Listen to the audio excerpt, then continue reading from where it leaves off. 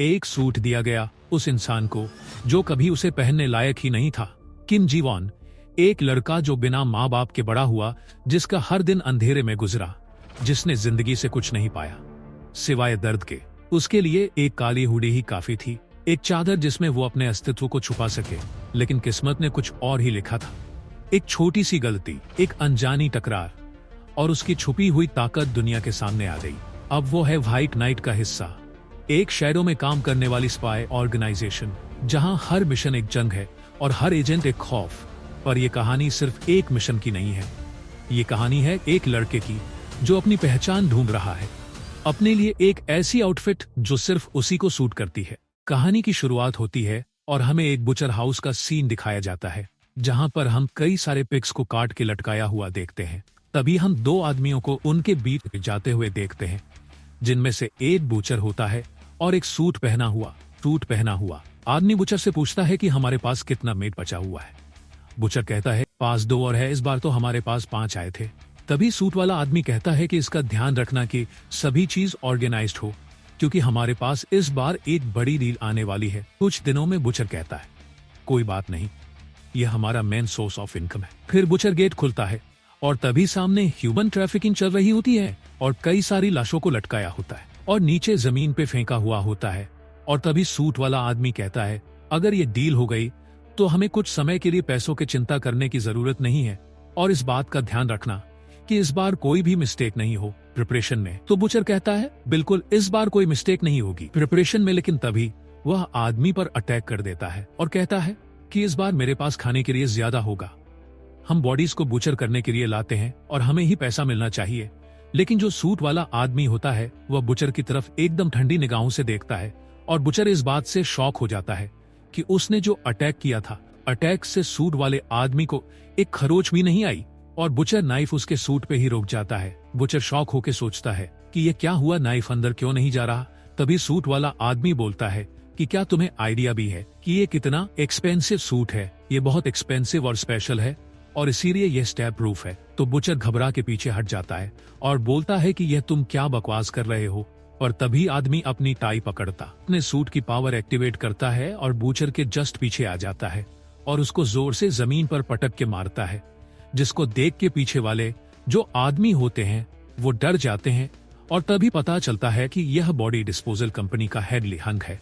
तभी हम बुचर को देखते हैं जिसका कि पूरा थोपड़ा बिगड़ चुका होता है और सूट वाला आदमी बोलता है, साले सब कुत्ते हैं, इनको जब भी मौका मिलता है तब धोखा दे देते हैं। तभी ली हांग पीछे देखता है और पीछे खड़े आदमियों से कहता है कि इसको काट के बेच दो।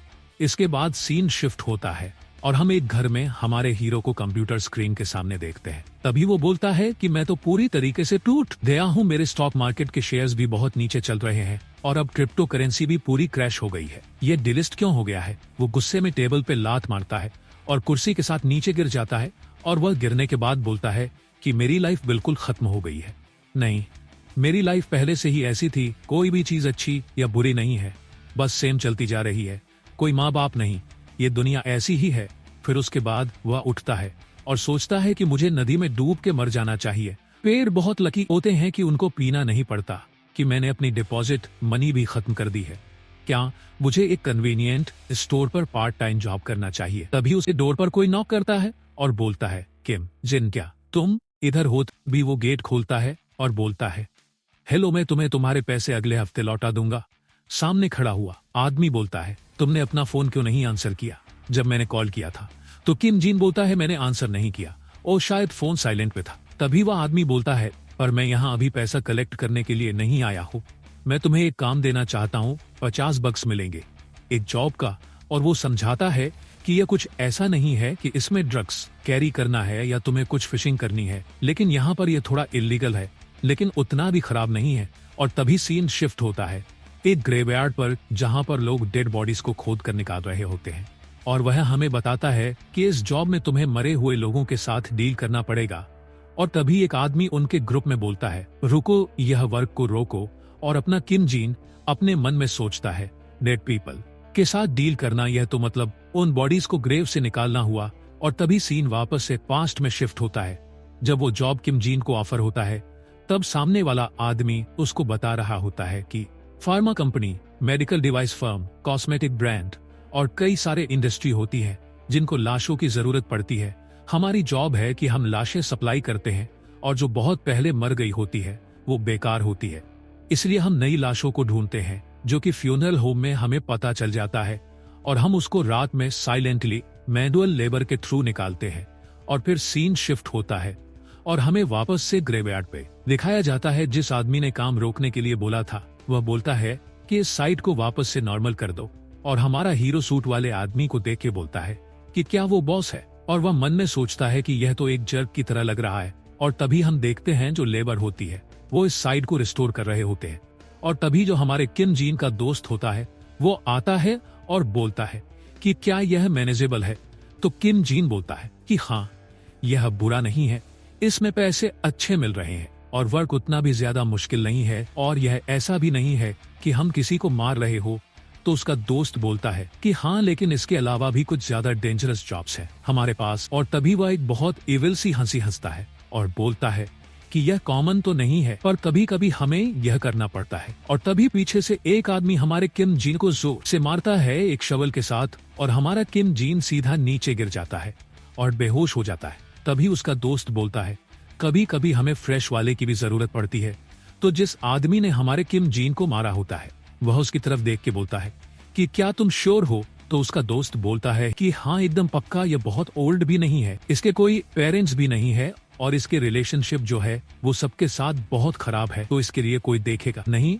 और तभी जो सूट वाला आदमी होता है वो बोलता है कि मैं यह मेक श्योर करूंगा कि तुम्हें एक अच्छा बोनस मिले और तुम्हें इसको मारना नहीं है, बस इसको एक वेयर हाउस में बंद कर देना और ये श्योर करना कि इसको बहुत अच्छे से पैकेज किया जाए, इसको एक गिफ्ट की तरह लगना चाहिए। अब अगले सीन में हम देखते हैं एक कोल्ड स्टोरेज को जहां हमारे किम जीन को बांध के रखा गया होता है और तभी उसकी आंखें खुलती है और वो एकदम से पैनिक हो जाता है और आजू बाजू देखता है तो वहां कई सारी पैक्ड लाशें पड़ी होती हैं और तभी वह झटपटाने लगता है और इधर उधर देखता है। फिर सोचता है कि यहाँ तो कॉप्स रखी हुई है, क्या यहाँ ह्यूमन ट्रैफिकिंग हो रही है।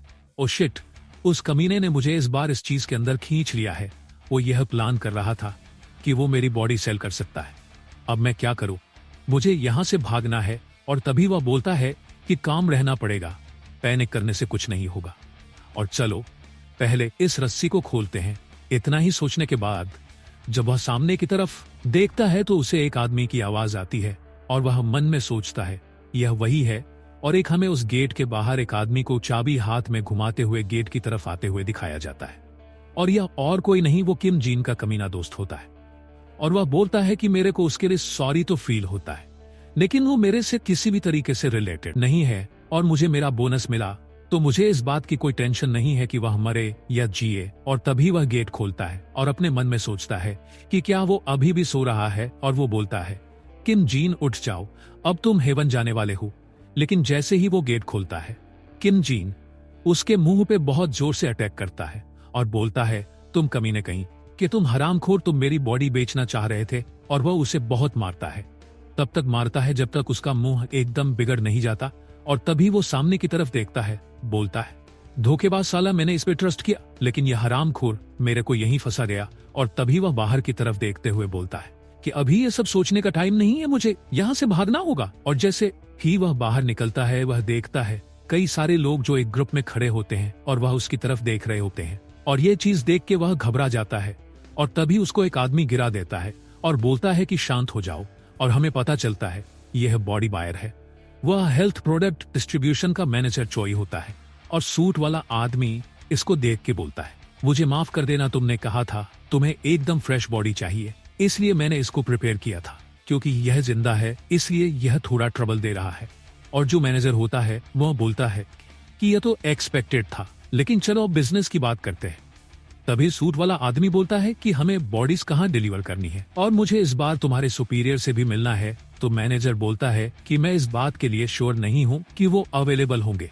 और वो यह बोलता है कि डिलीवरी को हमारे वेयर हाउस तक पहुँचा दो, सुपीरियर से मिलना तो मेरे लिए भी आसान नहीं है। और तभी एक आदमी जो पीछे खड़ा होता है वो बोलता है कि मेरे को बॉस से कॉल आया। और वो जाके उस मैनेजर के कान में कुछ बोलने लगता है। तब मैनेजर बोलता है क्या सच में? और वह सूट वाले आदमी की तरफ देख के बोलता है एक बहुत अच्छी न्यूज आई है और अब हमारी बिजनेस की जो बातें हैं वो चेंज हो सकती है। तो सूट वाला आदमी कहता है कि कोई अच्छी न्यूज ही होगी, और मैनेजर बोलता है कि यह उतनी भी अच्छी नहीं है, लेकिन हमें एक टिप मिली है कि तुम एक स्पाई हो। और तभी चारों तरफ से लोग उसको घेर लेते हैं और उसकी तरफ एक अटैक आता है जो उसको लग भी जाता है और वो नीचे गिरता है। और मैनेजर बोलता है कि क्या पुलिस हमारे मामले में टांग अड़ा रही है और हमें हमारी छानबीन कर रही है। और हमें सारे लोग देखते हैं जो सूट वाले आदमी की तरफ दौड़ते हैं और बोलते हैं कि इसको पकड़ो। लेकिन तभी वह सूट वाला आदमी अपनी टाई पकड़ता है और अपना सूट एक्टिवेट करके तेजी से सबकी तरफ बढ़ता है और सबको मारने लग जाता है। और पीछे से भी अटैक आ रहे होते हैं उसकी तरफ, लेकिन वो सबको डॉज करता है और एक आदमी के मुंह पे पंच मारता है जो इससे सीधा उसका पूरा चेहरा ही बिगड़ जाता है। और जब पीछे से एक आदमी उस पे रड़ मारता है तो उसको इस बात से कोई फर्क ही नहीं पड़ता। तभी वह पीछे की तरफ देखता है और फिर वह सबको एक ही साथ मारने लग जाता है और कुछ ही देर में वह पूरी फाइट कंप्लीट कर देता है। इस चीज को देख के हमारा किम जी अपने मन में सोच रहा होता है कि यह क्या हो रहा है, ये आदमी एक स्पाई कैसे हो सकता है। तभी मैनेजर बोलता है कोई आदमी ऐसा कैसे मूव कर सकता है, ऐसा तो पॉसिबल ही नहीं है। और वह बोलता है कि मैं बंदे लेने जा रहा हूं। और किम जीन की तरफ देखकर बोलता तुम इस पीछे पड़े हुए आदमी का ध्यान रखना। और तभी उसके बाजू में खड़ा एक आदमी और वो किम जीन की तरफ जा रहा होता है। और किम जिन मन में सोचता है नहीं, अगर तुम्हें कुछ करना ही है भागो, लेकिन मेरे पास मत आओ, दूर रहो। लेकिन जैसे ही वह आदमी किम जिन के पास आता है वह स्पाई उसको एक जोर से पंच मारता है और वो आदमी दूर फेंका आ जाता है। तभी हमारा स्पाई आता है और किम जिन के मुंह से टेप हटाता है और वो बोलता है कि क्या तुम ठीक हो। हमारा हीरो बोलता है कि तुम ये क्या बात कर रहे हो, क्या यह तुम्हें ठीक लगता है। तो वह स्पाई बोलता है कि तुम्हें इस मैच में इन्वॉल्व करने के लिए मुझे माफ कर देना, लेकिन हमें एक चारा चाहिए था जो इन आदमी लोगों को हमारी तरफ अट्रैक्ट करे। तभी किम जिन बोलता है कि यह तुम्हारी प्रॉब्लम है, मुझे यहाँ सिर्फ एक पार्ट टाइम जॉब चाहिए थी और देखो अब क्या हो गया, अगर वो लोग वापस आए तो क्या हो गया। तो सूट वाला आदमी बोलता है कि मैं रिस्पॉन्सिबिलिटी ले लूंगा। तो हमारा हीरो गुस्से में बोलता है रिस्पॉन्सिबिलिटी। तभी वह स्पाई अपनी पैंट उतारने लग जाता है और हमारा हीरो बोलता है कि यह तुम क्या कर रहे हो। तो स्पाई बोलता है कि कुछ अजीब मत सोचो, यह एक स्पेशल सूट है जो हमारी ऑर्गेनाइजेशन ने बनाया है। यह बुलेट प्रूफ है और स्टैब प्रूफ है। यह तुम्हारे सिंक्रोनाइजेशन रेट पे डिपेंड करता है और यह तुम्हारी फिजिकल एबिलिटीज को बढ़ा देता है और तुम्हें स्पेशल पावर्स देता है। इस एबिलिटीज को तुम फाइट में यूज कर सकते हो, जैसे कि मैंने यूज किया था। इसको पहनो और यहाँ से भाग जाओ। तभी हमारा हीरो देखता है उसको और बोलता है तो इस सूट की वजह से ही तुम इतने फास्ट है। किम जिन जब सूट लेता है तो उस स्पाई की तरफ देख के बोलता है फिर तुम्हारी क्या। तो स्पाई बोलता है कि मैं रिस्पॉन्सिबिलिटी लेने के लिए रेडी हूँ। तो तभी हमारा हीरो वो सूट पहनता है और बोलता है ठीक है, मैं इसको पहन रहा हूँ और मैं एस्केप करके पुलिस को बुलाता हूँ। यहाँ तभी वह बाहर की तरफ जा रहा होता है और हमारा सूट वाला आदमी उसको एकदम ठंडे लुक से देखता है और तभी अपने मन में सोचता है कि मैं इस चीज को अप्रिशिएट करता हूँ कि तुम पुलिस को बुलाने चाह रहे हो, लेकिन मैं सॉरी हूँ क्योंकि मैंने तुम्हें सूट दे दिया, क्योंकि अब मैं तुम्हें वापस एक बेट की तरह इस्तेमाल करने जा रहा हूँ। और तभी वह बोलता है क्या तुमने वह सुना, मैंने उसको को रिलीज कर दिया है, तो अब सूट को एक्टिवेट कर दो। ये चीज वो अपने ईयरफोन पे अपने किसी टीममेट को कह रहा था और वो बोलता है कि जितना हो सके उतना टाइम बचाओ मेरे लिए, क्योंकि मैं इस फाइट से बहुत थक गया हूँ, अब मुझे यहाँ से बाहर निकलना है। अब सीन शिफ्ट होता है और हमें दो लड़कियां दिखाई जाती हैं जो कि बहुत सारे कंप्यूटर्स के बीच बैठी होती हैं और वह कहती हैं ठीक है टीम लीडर, मैंने नियर बाय एजेंट्स को गैदर कर लिया है। और तभी और वह बोलती है कि क्योंकि आप रियल टारगेट नहीं हो तो आपको इमीडिएटली नहीं मारेंगे, तब तक हम आपको बचाने के लिए आ रहे हैं। और तभी कई सारे बंदे किम जिन के सामने आ जाते हैं और उसको देख के बोलते हैं यही लॉन्ग हेयर सूट वाला आदमी है, इसको पकड़ो। और तभी किम जिन अपने मन में सोचता है कि इन्होंने मुझे ढूंढ लिया, मुझे यहाँ से भागना पड़ेगा, लेकिन मैं इस सूट को पहनने के बाद भी फास्ट क्यों नहीं भाग पा रहा हूँ। और वह शॉक में इधर देखता है जहाँ पर और बंदे आ गए होते हैं और वह भी यही बोलते हैं कि देखो यही वह बंदा है जो कि सूट में है। और हमारा हीरो सोचता है कि यहाँ से कोई भी रास्ता नहीं है बाहर जाने का। और एक आदमी बोलता है यही बंदा है ना जो लॉन्ग हेयर है और सूट पहना हुआ है। तो उसके बाजू वाला बोलता है इसके बाल थोड़े छोटे हैं लेकिन सूट इसी ने पहना है। तो किम जिन अपने मन में सोचता है कि वो लॉन्ग हेयर सूट वाले आदमी को क्यों ढूंढ रहे हैं। और तभी उसको रियलाइज होता है कि उसको वापस से एक चारे की तरह यूज कर लिया गया है। और तभी वह चिल्लाता है और सीन शिफ्ट होता है, हमें उन दोनों लड़कियों की तरफ दिखाई जाती है। उसमें से एक लड़की अपने पीछे वाली लड़की को बोलती है कि मैनेजर क्या सूट को एक्टिवेट करने से कुछ डिफरेंस होगा, क्योंकि एक ऑर्डिनरी पर्सन बिना ट्रेनिंग के 10% सिंक्रोनाइजेशन तक भी नहीं पहुंच सकता। और वह मैनेजर बोलती है कि इससे एक डेंजर रिड्यूस हो जाएगा। यह सूट बुलेट प्रूफ और स्टेप प्रूफ है। क्या तुमने सूट को एक्टिवेट कर दिया? तभी दूसरी लड़की बोलती है हाँ अभी जस्ट। और तभी वह कुछ देखते हैं और शॉक हो जाते हैं, क्योंकि जैसे ही सूट एक्टिवेट हुआ होता है तभी सीन शिफ्ट हो जाता है और हमें हमारे हीरो को पिटता हुआ दिखाया जाता है, जो कि सब तरफ से पिट रहा होता है। और सामने एक हट्टा कट्टा आदमी के जिनको बोलता है, ये बच्चे मुझे नहीं पता कि तुम क्या करने वाले हो, लेकिन इसको आसान बनाते हैं। और तभी हमारा हीरो बोलता है कि यह कोई मिसअंडरस्टैंडिंग है। तभी वह सामने वाला बोलता है कि यह कोई मिसअंडरस्टैंडिंग नहीं है, चुपचाप इधर आओ। पर किम जिन वहां से नहीं हिलता। तभी वो बोलता है कि तुम वहां खड़े क्यों हो? क्या तुम्हें सिचुएशन अभी भी समझ नहीं आ रही? क्या तुम्हें पीट के यहाँ से घसीटते हुए ले जाना पड़ेगा? तभी किम जिन मन में सोचता है, नहीं अब मैं क्या करूं? अगर मैं यहाँ पकड़ा गया तो क्या पता किसको पता है कि वो मेरे साथ क्या करेंगे। जब वो किम जिन को मारने आ ही रहा होता है तभी फिर सीन शिफ्ट होता है और हम दोनों लड़कियों को देखते हैं जो किसी चीज को देख के बहुत शॉक हो जाती है और वह बोलती हैं कि यह क्या है। एक न्यू कॉम का रिकॉग्नाइज मिला है। तभी सिंक्रोनाइजेशन रेट स्क्रीन पर कैलकुलेट हो रहा होता है और वो 20% से स्टार्ट होकर बढ़ता चला जाता है। 40%, 80%, 98% जैसे ही सिंक्रोनाइजेशन रेट 99% पर पहुंचता है तभी थ्रेशोल्ड एक्सीडेड 999% का नोटिफिकेशन पॉप अप होता है। तभी हमें पता चलता है किम जिन का सिंक्रोनाइजेशन रेट उस सूट के साथ 99% होता है और फिर सूट का विजुअल नर्व सिंक और मसल फाइबर एनहांसमेंट ऑन हो जाता है। मैनेजर ये देख के बोलती है कि क्या हो रहा है, एक ऐसा सिंक रेट पॉसिबल ही नहीं है अभी के टाइम पर, यह तो एक मॉन्स्टर है। तभी सीन शिफ्ट होता है किम जिन की तरफ, जहां किम सामने वाले आदमी को देख रहा था जो कि उसको स्लो मोशन में दिखाई दे रहा था। और तभी वह उसकी तरफ आते हुए अटैक को डज कर लेता है और वो अपने मन में सोचता है कि मैंने इसको डॉज कर लिया, जिस बात से किम मन ही मन में बहुत खुश था। और फिर वो एक डेविल वाली स्माइल देता है और अटैकर के चेहरे पर एक हिट मारता है, जिससे वो आदमी उड़ता हुआ एक दीवार से जाकर टकरा जाता है, जिस चीज को देखकर सभी बाकी आए गुंडे डर जाते हैं। तभी जो सूट किम ने पहना था वो उसके साइज के अकॉर्डिंग फिट हो जाता है, क्योंकि उस सूट में यूजर कंपेटिबिलिटी का फीचर था, जिस वजह से वो सूट अपने यूजर के अकॉर्डिंग अपना साइज एडजस्ट कर सकता था।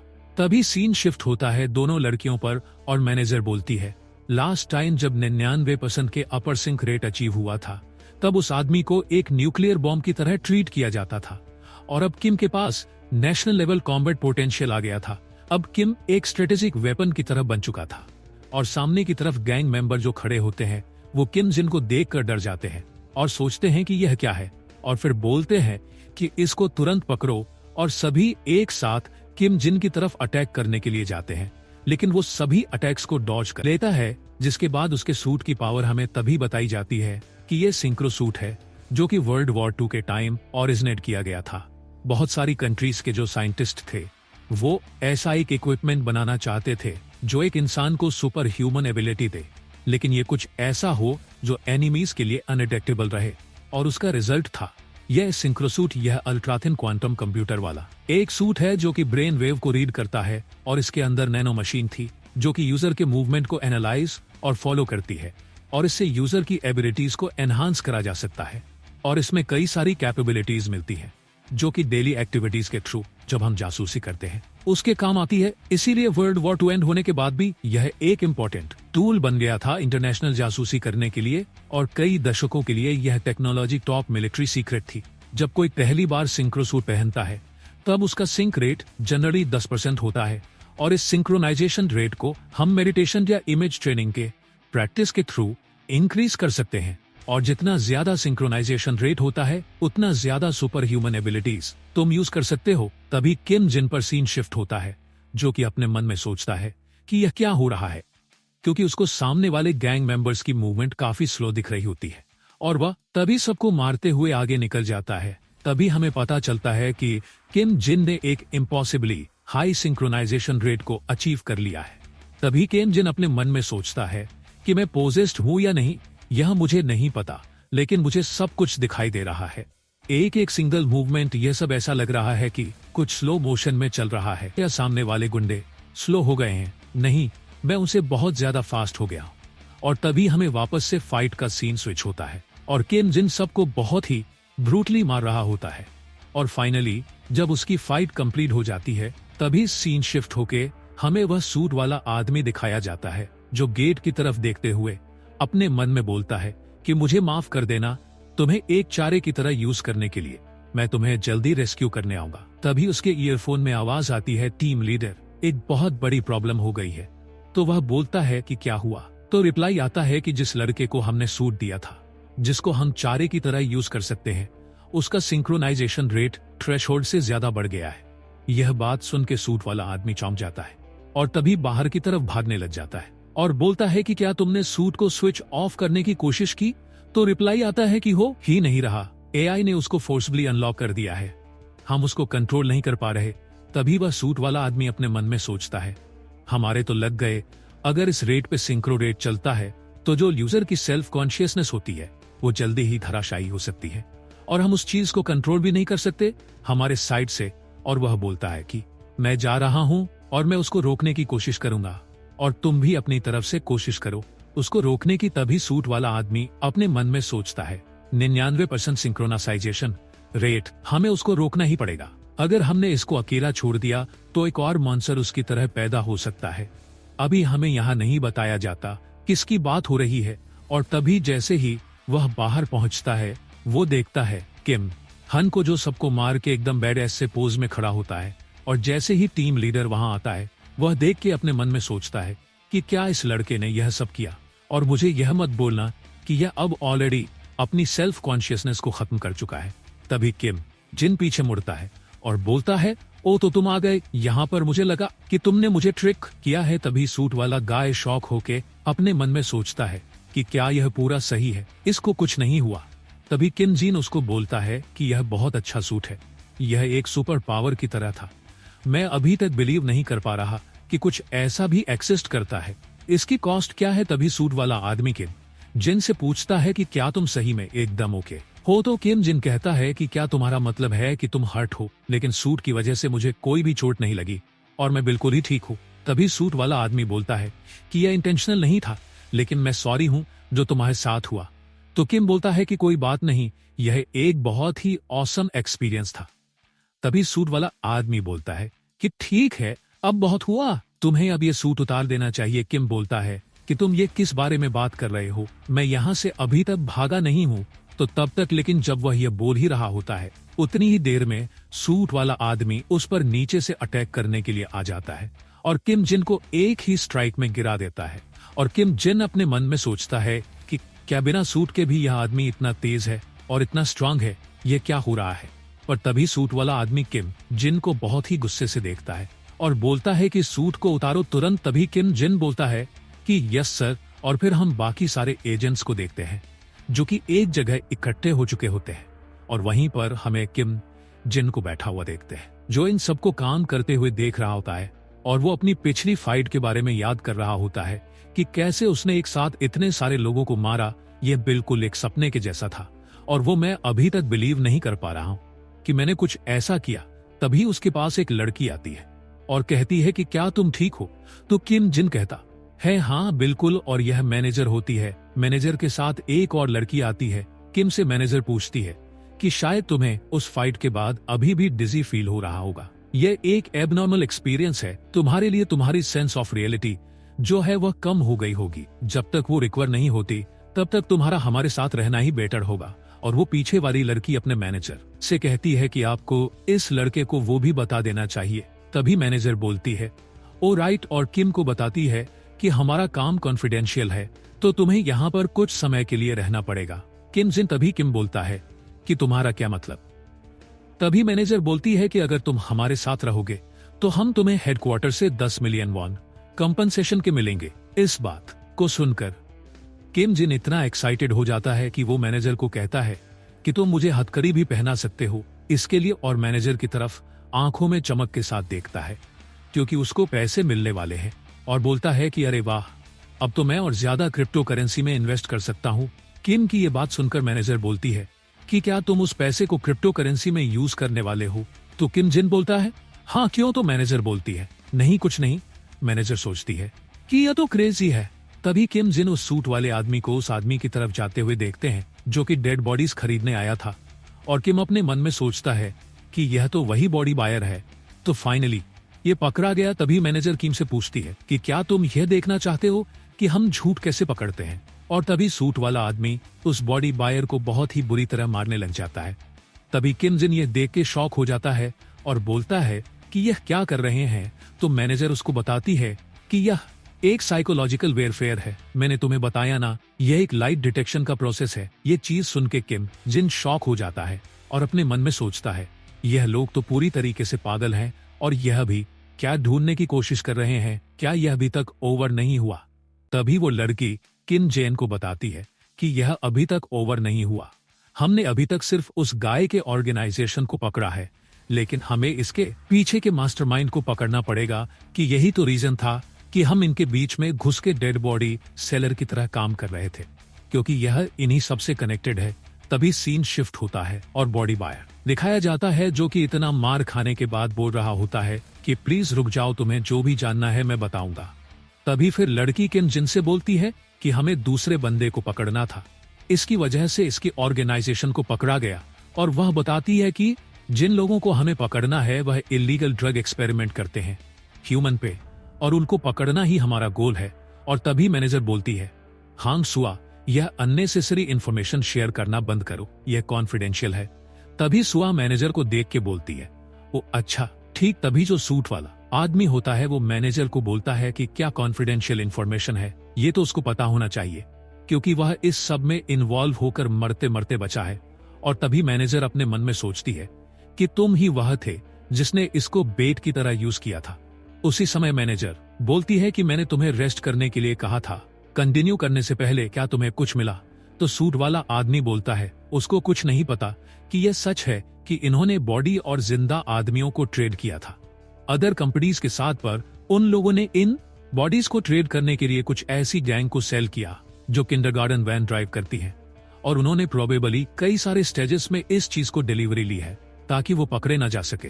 तभी पीछे वाली लड़की बोलती है कि वेबटून के कई सारे चैप्टर निकल जाएंगे इसको ढूंढने में। तो सूट वाला आदमी बोलता है, यह सब अननेसेसरी चीज मत बोलो।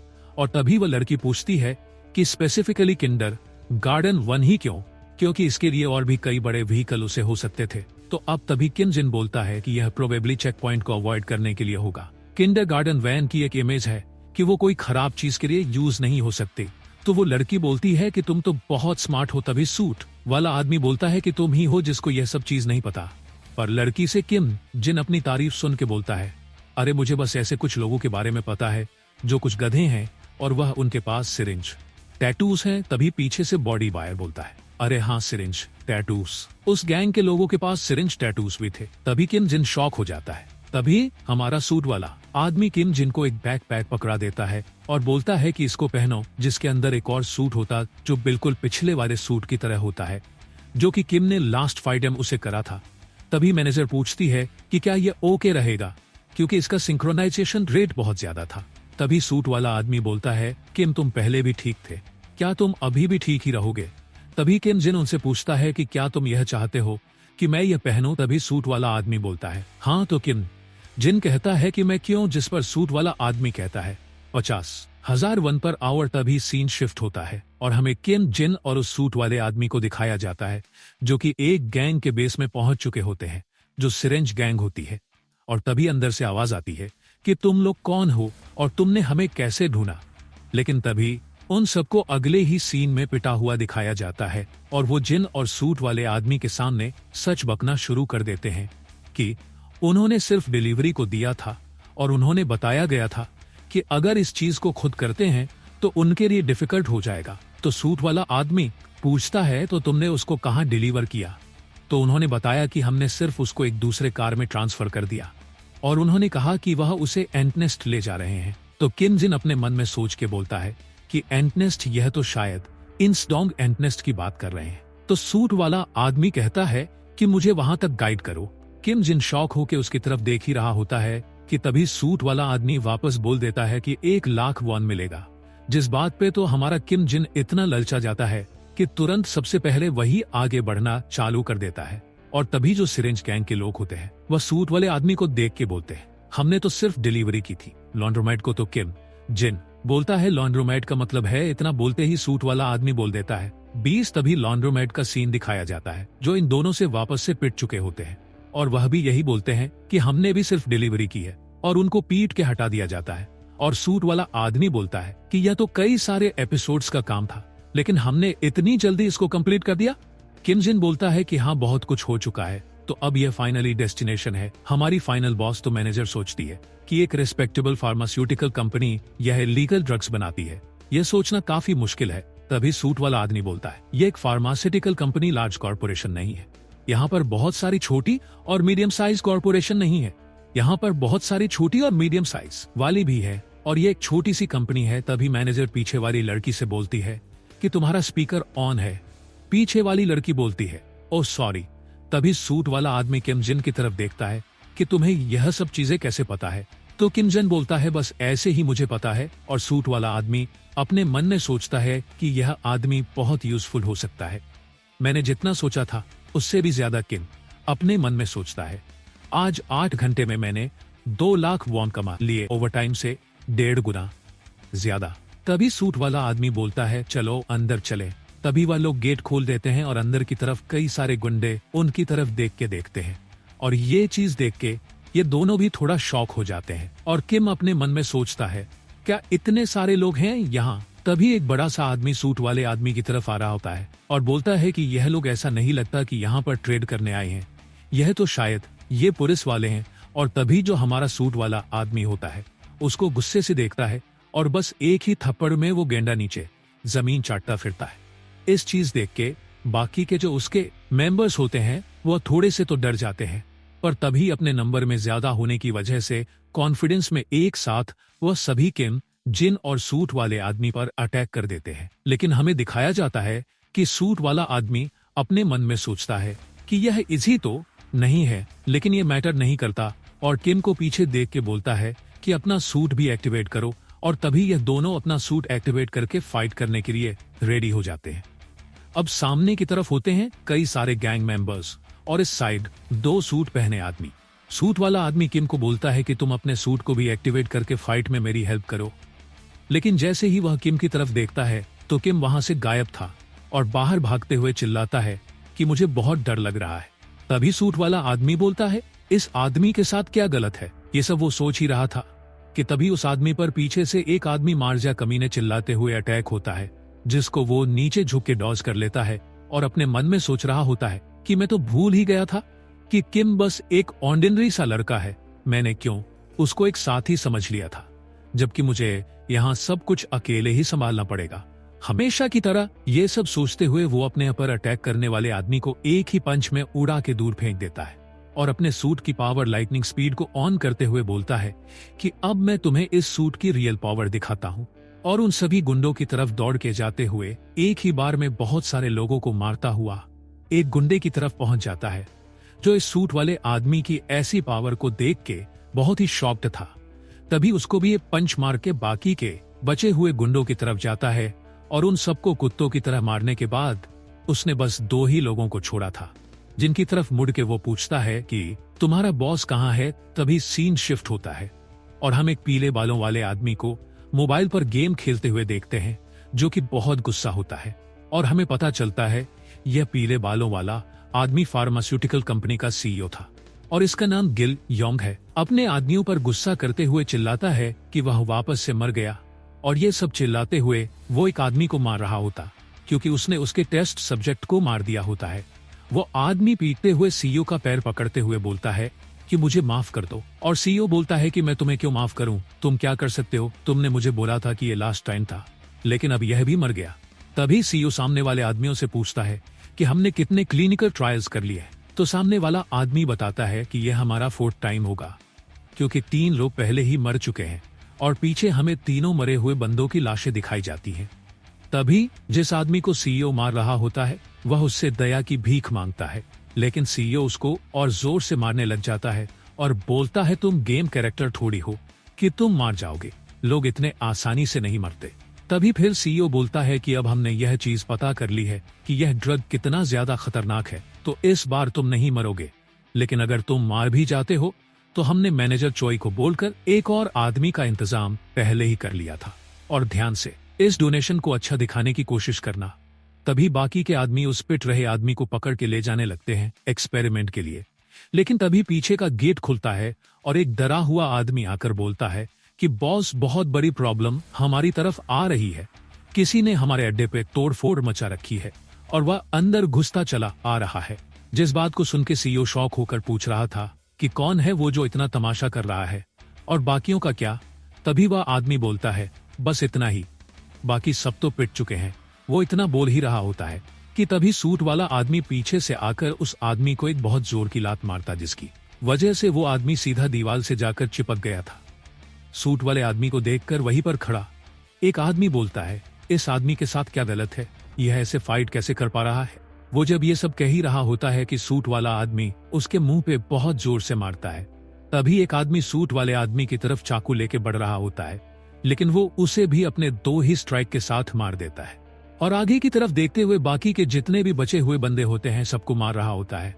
अब उसकी स्पीड को देख के जो पीले बालों वाला सीईओ था वो अपने मन में सोचता है कि क्या यह एक सूट हो सकता है और इसने कहां से हमारे बारे में पता किया और यह अंदर कैसे आया, मैं इसको अभी हैंडल नहीं कर सकता। तभी वह सीईओ अपना भी सूट एक्टिवेट कर लेता है, जिससे हमें पता चलता है कि इसके पास भी एक सूट है और वो बोलता है कि मुझे जितना हो सके उतना जल्दी यहाँ से भागना पड़ेगा। तभी वह सीईओ सूट वाले आदमी को एक पंच मारता है और बोलता है, कमीने हट जा मेरे रास्ते से, और उसके सामने से वह भाग जाता है। ये सब होने के बाद सूट वाला आदमी अपने मन में सोचता है कि इस आदमी के साथ क्या गलत है, क्या इसके पास भी एक सूट है और इसके पास तो बहुत ही ज्यादा ब्रूट स्ट्रेंथ है, पर किसी भी तरह मुझे इसको पकड़ना ही होगा क्योंकि इसके पास भी एक सूट है और मैंने यहाँ अपनी बहुत ज्यादा एनर्जी खत्म कर दी है, अब मैं क्या करूं। तभी वह अपने ईयरफोन पर बोल रहा होता है कि एक सूट वाला आदमी है, उसको पकड़ना ही होगा, उसको जितना जल्दी हो सके उतना जल्दी लोकेट करो। ईयरपीस से आवाज आती है कि टीम लीडर, तुम बहुत ज्यादा थक गए हो और तुम्हें अब रेस्ट करना चाहिए, मैं बाकी के एजेंट्स को सेंड कर रही हूँ। तभी वह सूट वाला आदमी नीचे बैठ जाता है और बोलता है कि किम अकेले ही भाग गया, उसकी लोकेशन ढूंढो। तभी सीन किम पर शिफ्ट होता है जो इस फाइट से डर के भाग कर जा रहा था। तभी भागते हुए वो सोचता है कि क्या वह आदमी ठीक होगा, क्या मुझे वापस जाना चाहिए, क्योंकि अगर मैं ऐसे ही भाग गया तो मुझे पैसे भी नहीं मिलेंगे, और वो ये सब सोचकर वही रुक जाता है। तभी उसके ईयरफोन में से आवाज आती है, किम क्या तुम यहाँ से भाग रहे हो। तो किम ईयरपीस पर बोलता है कि ये भागना नहीं है, मैं एक टैक्टिकल रिट्रीट ले रहा हूँ। और तभी ईयरपीस से गुस्से में आवाज आती है कि ये सब नॉनसेंस बात करना बंद करो और टीम लीडर के पास उनकी मदद करने जाओ, उन्होंने सब कुछ संभाल लिया है। तभी किम शॉक होकर बोलता है, सच में।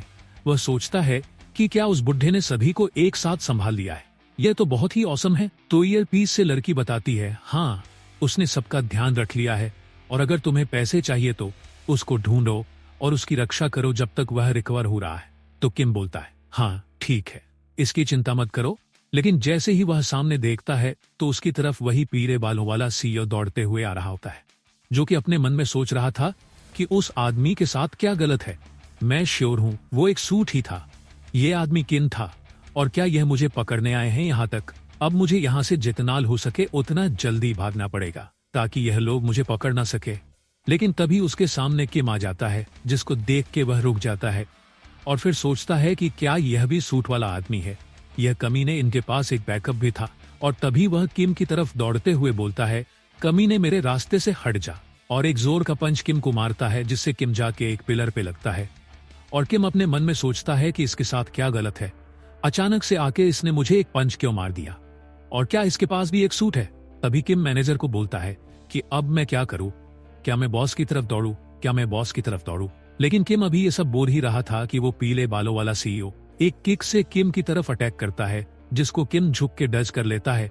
लेकिन जिस पिलर पे उसकी किक लगी थी वो पिलर ही टूट जाता है और सीईओ बोलता है, कुत्ते के पिल्ले भाग जा, यहाँ से मुझे यहाँ से भागने दे। और वो वापस से किम की तरफ अटैक करने आ ही रहा होता है। यहाँ से कैसे भागू, किम ये सब सोच ही रहा था कि तभी सीन शिफ्ट होता है पास्ट में, जहाँ किम को सूट के बारे में बताया जा रहा होता है कि ये सूट को एक ऑन करने के लिए एक एक्शन डिसाइड करो, जैसे कि जो टीम लीडर है वो अपनी टाई को जैसे ही लूज करता है तो उसका सूट ऑन हो जाता है। तो तुम ऐसा कोई एक्शन डिसाइड करो जिसको कि तुम करो तो सूट ऑन हो जाए।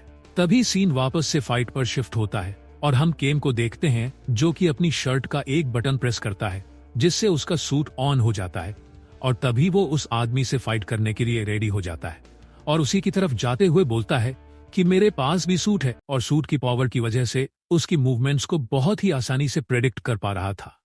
तभी सामने वाला आदमी किम पर एक बहुत जोर का पंच मारता है जिसको किम नीचे झुक के डॉज कर लेता है और सामने वाले आदमी के पेट पे एक स्ट्राइक मारता है जिससे उस आदमी को कुछ भी नहीं होता और वो किम को बहुत ही गुस्से से देख रहा था। ये देखकर तो किम शॉक्ड था कि मेरे इतने पावरफुल स्ट्राइक को डायरेक्टली अपने बॉडी पर लेने के बाद भी इसको कुछ हुआ क्यों नहीं। अब किम ये सब सोच ही रहा होता है कि उसके सर पे बहुत जोर का पंच पड़ता है जिससे कि वह नीचे गिर जाता है और तभी सामने वाला आदमी उसको बोलता है कि मर जा कमीने और उसको एक किक मारने वाला था। किम अपने आप को बचाने की कोशिश तो करता है लेकिन जैसे ही उस आदमी की किक उसको को लगती है वह उड़ता हुआ पीछे रखे सामान में घुस जाता है। अब वो जैसे तैसे अपने आप को संभाल के उठा और सोच रहा था कि यह तो पागलपन है, इसके पास किस किस्म की स्ट्रेंथ है, मुझे इससे जितना जल्दी हो सके उतना जल्दी भागना पड़ेगा।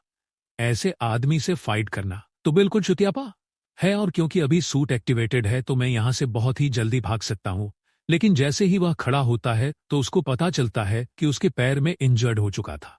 उसे जैसे ही यह चीज पता चलती है वह और भी ज्यादा परेशान हो जाता है और सोचता है कि मैं इसको ब्लॉक करने के चक्कर में पहले ही इंजर्ड हो गया हूं और मैं यहां से भाग भी नहीं सकता, तो अब इस केस में मुझे इसके साथ फाइट करनी ही पड़ेगी। और तभी वह अपने पास आ रहे पंच को डॉज करता है और उस आदमी की तरफ डर से देखता है क्योंकि वह आदमी हवा में ही अपने आप को बैलेंस कर चुका होता है और उसकी तरफ वापस से किक मारने आ रहा था जिसको वह बहुत ही मुश्किल से डॉज कर पाता है और फिर सोचता है कि यह पावर डिफरेंस बहुत ज्यादा है, अगर मुझे एक भी हिट लगा तो मैं वही मार सकता हूं। अब मैं क्या करूं, मैं हमेशा के लिए तो डॉज नहीं कर सकता।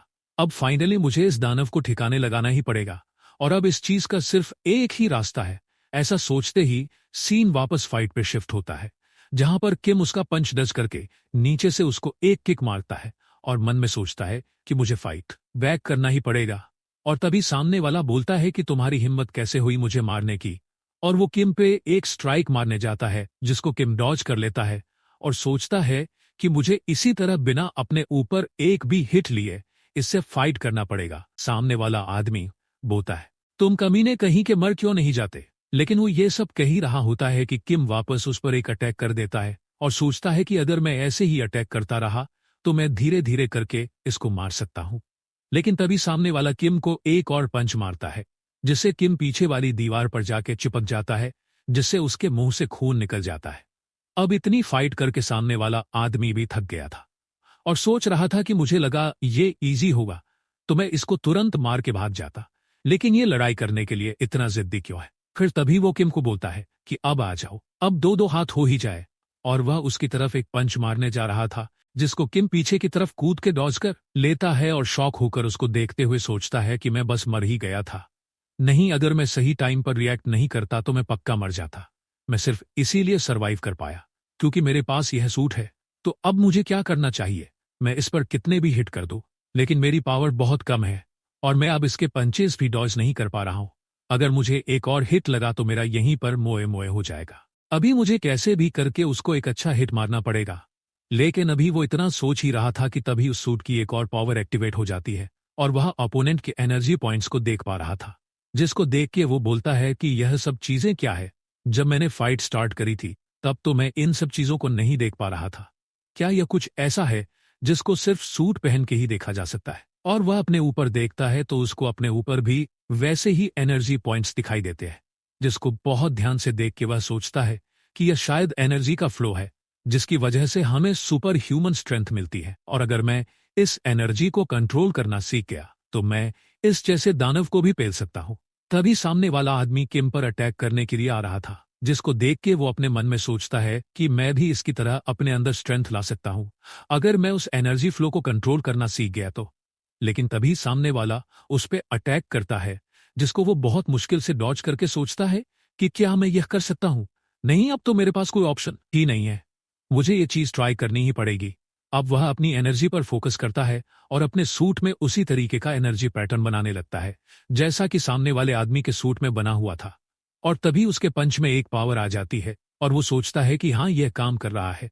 और अभी वो यह सोच ही रहा था कि तभी सामने वाला आदमी उसके चेहरे पे एक बहुत जोरदार पंच मारता है, क्योंकि उसने फाइट से अपना ध्यान हटा लिया था। लेकिन किम अपने आप को जैसे तैसे बैलेंस करके वापस से फाइट के लिए रेडी हो जाता है, जिस चीज को देखकर सामने वाला आदमी भी एकदम शॉक हो जाता है। तभी किम सोचता है कि अब मैंने फाइनली इसको ब्लॉक कर लिया, यह काम कर गया। ये साला किम सोचता ज्यादा है, फाइट कम करता है। अरे सॉरी, माफ करना, कभी कभी गुस्से में इधर उधर हो जाता है। चलो अब फाइट पर वापस आते हैं। तभी किम सामने वाले आदमी की तरफ अटैक करने के लिए बढ़ता है और बोलता है कि अब मैं तुम्हारी मैं खो दूंगा। और फिर उसके पेट पर एक बहुत ही जोर का पंच मारता है, जिससे उस आदमी के मुंह से खून निकल जाता है, जिसको देखकर वो सोचता है कि अब मेरी स्ट्रेंथ भी बढ़ गई है, लेकिन स्पीड थोड़ी स्लो है, जिससे मुझे थोड़ी प्रॉब्लम होगी, लेकिन मैं जीत सकता हूं। और तभी सामने वाला आदमी बोलता है कि अब मुझे हंसाओ मत। तभी किम सोचता है ये साला गांडू फिर सोचने लग गया, चलो छोड़ो। वो सोचता है कि अगर मेरे पास स्ट्रेंथ आ गई है तो इसका ये मतलब नहीं है कि मैं उसे मुझको मारने दूं। मुझे स्पीड मोड को यूज करना ही पड़ेगा ताकि मैं इसके अटैक्स को डॉज कर सकूं। लेकिन वह ऐसा नहीं कर पाता और तभी उसके ऊपर एक और अटैक हो जाता है, जिसको कि वह जैसे तैसे संभालता है और उसका एनर्जी फ्लो बिगड़ जाता है। और वह फिर से सोचता है कि तुरंत पावर मोड से स्पीड मोड पर स्विच करना मैंने जितना सोचा था उससे भी ज्यादा मुश्किल है। तभी सामने वाला आदमी किम पर अटैक करने आ ही रहा था कि किम जैसे तैसे उसके अटैक को डज करके अपने मन में सोचता है कि अब मुझे एनर्जी फ्लो को जितना जल्दी हो सके उतना जल्दी स्विच करना पड़ेगा। जैसे कि तुरंत पावर मोड से स्पीड मोड और फिर वापस पावर मोड और तुरंत स्पीड मोड ऑन करके वो उस आदमी के पीछे आ जाता है जो उसको पकड़ने आ रहा था, और पीछे से ही उस आदमी के ऊपर पावर मोड ऑन करके एक अटैक करने का सोचता है। लेकिन ये ऑन करने में उसको इतना टाइम लग गया कि वह आदमी उसके ऊपर एक अटैक करने आ ही गया था, जिसको डॉज करने के लिए किम को वापस से स्पीड मोड पर आना पड़ता है। और अटैक डॉज करने के बाद सोचता है अब मुझे समझ में आ गया कि इसको कैसे कंट्रोल करना चाहिए। बस अब मुझे इस चीज को जितना हो सके उतना फास्ट करने की जरूरत है। और तभी वो पावर मोड पर स्विच करके सामने वाले आदमी के फेस पर अटैक करता है और पीछे हट जाता है। तभी सामने वाला आदमी भी अपने सूट को पावर मोड को ऑन कर लेता है और किम की तरफ एक अटैक मारने आ रहा होता है, जिसको किम बहुत ही फोकस होकर देख रहा था और उसको डॉज करके वापस से उस आदमी पर एक और पंच मारता और बोलता है कि मुझे और तेज करना पड़ेगा। और तभी वो नीचे से ऊपर की तरफ आते हुए उसके रिब्स पर एक बहुत ही जोर का पंच मारता है, जिससे उस आदमी की चीखें निकल जाती हैं और वह अपने मुंह से खून थूकता हुआ डिसबैलेंस हो रहा था कि तभी किम बिना रुके उसके अपर पंचेस और किक्स की बारिश करता है और उस आदमी को कुत्तों की तरह मार रहा था। और फाइनली एक जोर की किक उसके पैर पे मारते हुए उस आदमी को गिरा देता है। अब वो आदमी एक शॉक में था कि अचानक से इसके पास इतनी पावर कैसे आ गई कि यह मुझे इस फाइट में इतनी कुत्तों की तरह धो रहा है। लेकिन तभी वह किम को अपने ऊपर हवा में मारने के लिए आता हुआ देखता है, जिसे देख के वह भी किम से पंच टकराने के लिए रेडी हो जाता है और वो दोनों एक दूसरे की तरफ अपना सबसे स्ट्रांगेस्ट पंच लेके बढ़ते हैं। लेकिन अब किम का पंच इतना ज्यादा स्ट्रांग होता है कि वह उस आदमी से जैसे ही पंच टकराता है तो वो आदमी नीचे जमीन पे जाके बहुत जोर से पटकाता है और किम उसी के ऊपर लैंड करके उसके पेट पे उसको एक और पंच मारता है, जिससे कि वह आदमी बिल्कुल अधमरी सी हालत में आ जाता है। और तभी उसका हाथ दिखता है जो कि पूरी तरीके से टूट चुका होता है। उसकी उंगलियां भी बहुत बुरी तरह से टूटी हुई दिखती हैं। तभी किम उसके मुंह पे एक और फाइनल पंच लैंड करके चैन की सांस लेकर साइड में जाके बैठ जाता है। और तभी उसके सूट की पावर अपने आप खत्म होने लगती है और वो नीचे जमीन पर गिर जाता है और बोलता है कि अब तो पार्ट टाइम का पैसा छोड़ो, मेरे हॉस्पिटल का बिल उससे कहीं ज्यादा आएगा। और ये सब सोचते हुए वह बेहोश हो जाता है। तभी जो पुराना सूट वाला आदमी होता है वो किम के पास आता है और अपने हाथ में एक सिगरेट निकालकर किम के ऊपर टच करके देखता है कि क्या उसको कहीं ज्यादा लगी तो नहीं, पर वो बस बेहोश हुआ था और सूट ने उसको किसी भी बड़ी इंजरी से बचा लिया था। बस उसके बॉडी पे थोड़ी मोड़ी खरोंचें थीं। ये सब देखने के बाद को सोचता है कि एक बंदा जिसने जीवन में पहली बार सूट पहना है उसने एक दूसरे सूट वाले आदमी को टेक डाउन कर लिया, और वह भी स्ट्रांगेस्ट पावर टाइप सूट पहनने वाले को। यह चीज बिलीव करना काफी मुश्किल है और बोलता है कि शायद इस बार मैंने एक इंटरेस्टिंग टैलेंट को ढूंढ लिया है। देखो दोस्तों, जो वॉइस मैं पहले यूज करता था वो अब अवेलेबल नहीं है, क्योंकि जिस वेबसाइट से मैं उसे लेता था वहां से वो वॉइस हटा दी गई है। इसलिए अब मैं उसकी जगह ये नई वॉइस यूज कर रहा हूँ। अगर तुम्हें ये नई वॉइस पसंद आती है तो कमेंट में जरूर बताना, ताकि मैं आगे की सारी स्टोरीज इसी वॉइस में डालूं। लेकिन अगर तुम्हें पुरानी वाली वॉइस ज्यादा पसंद थी तो थोड़ा इंतजार करो। अगर वो वेबसाइट पर वॉइस वापस आ गई तो मैं फिर से उसी पुरानी वॉइस के साथ वीडियोस अपलोड करना स्टार्ट कर दूंगा। तब तक के लिए इसी वॉइस में काम चलाना पड़ेगा। तो चलो ज्यादा बकचोदी न करते हुए स्टोरी को आगे बढ़ाते हैं। तभी हम किम का पास्ट देखते हैं, जहां वह हमें बता रहा था कि मेरे दोस्त मुझको गरीब बच्चा कहते थे, लेकिन मुझे वह नाम बिल्कुल भी पसंद नहीं था, क्योंकि मैं अपनी दादी के लिए बहुत ज्यादा मेहनत करता था।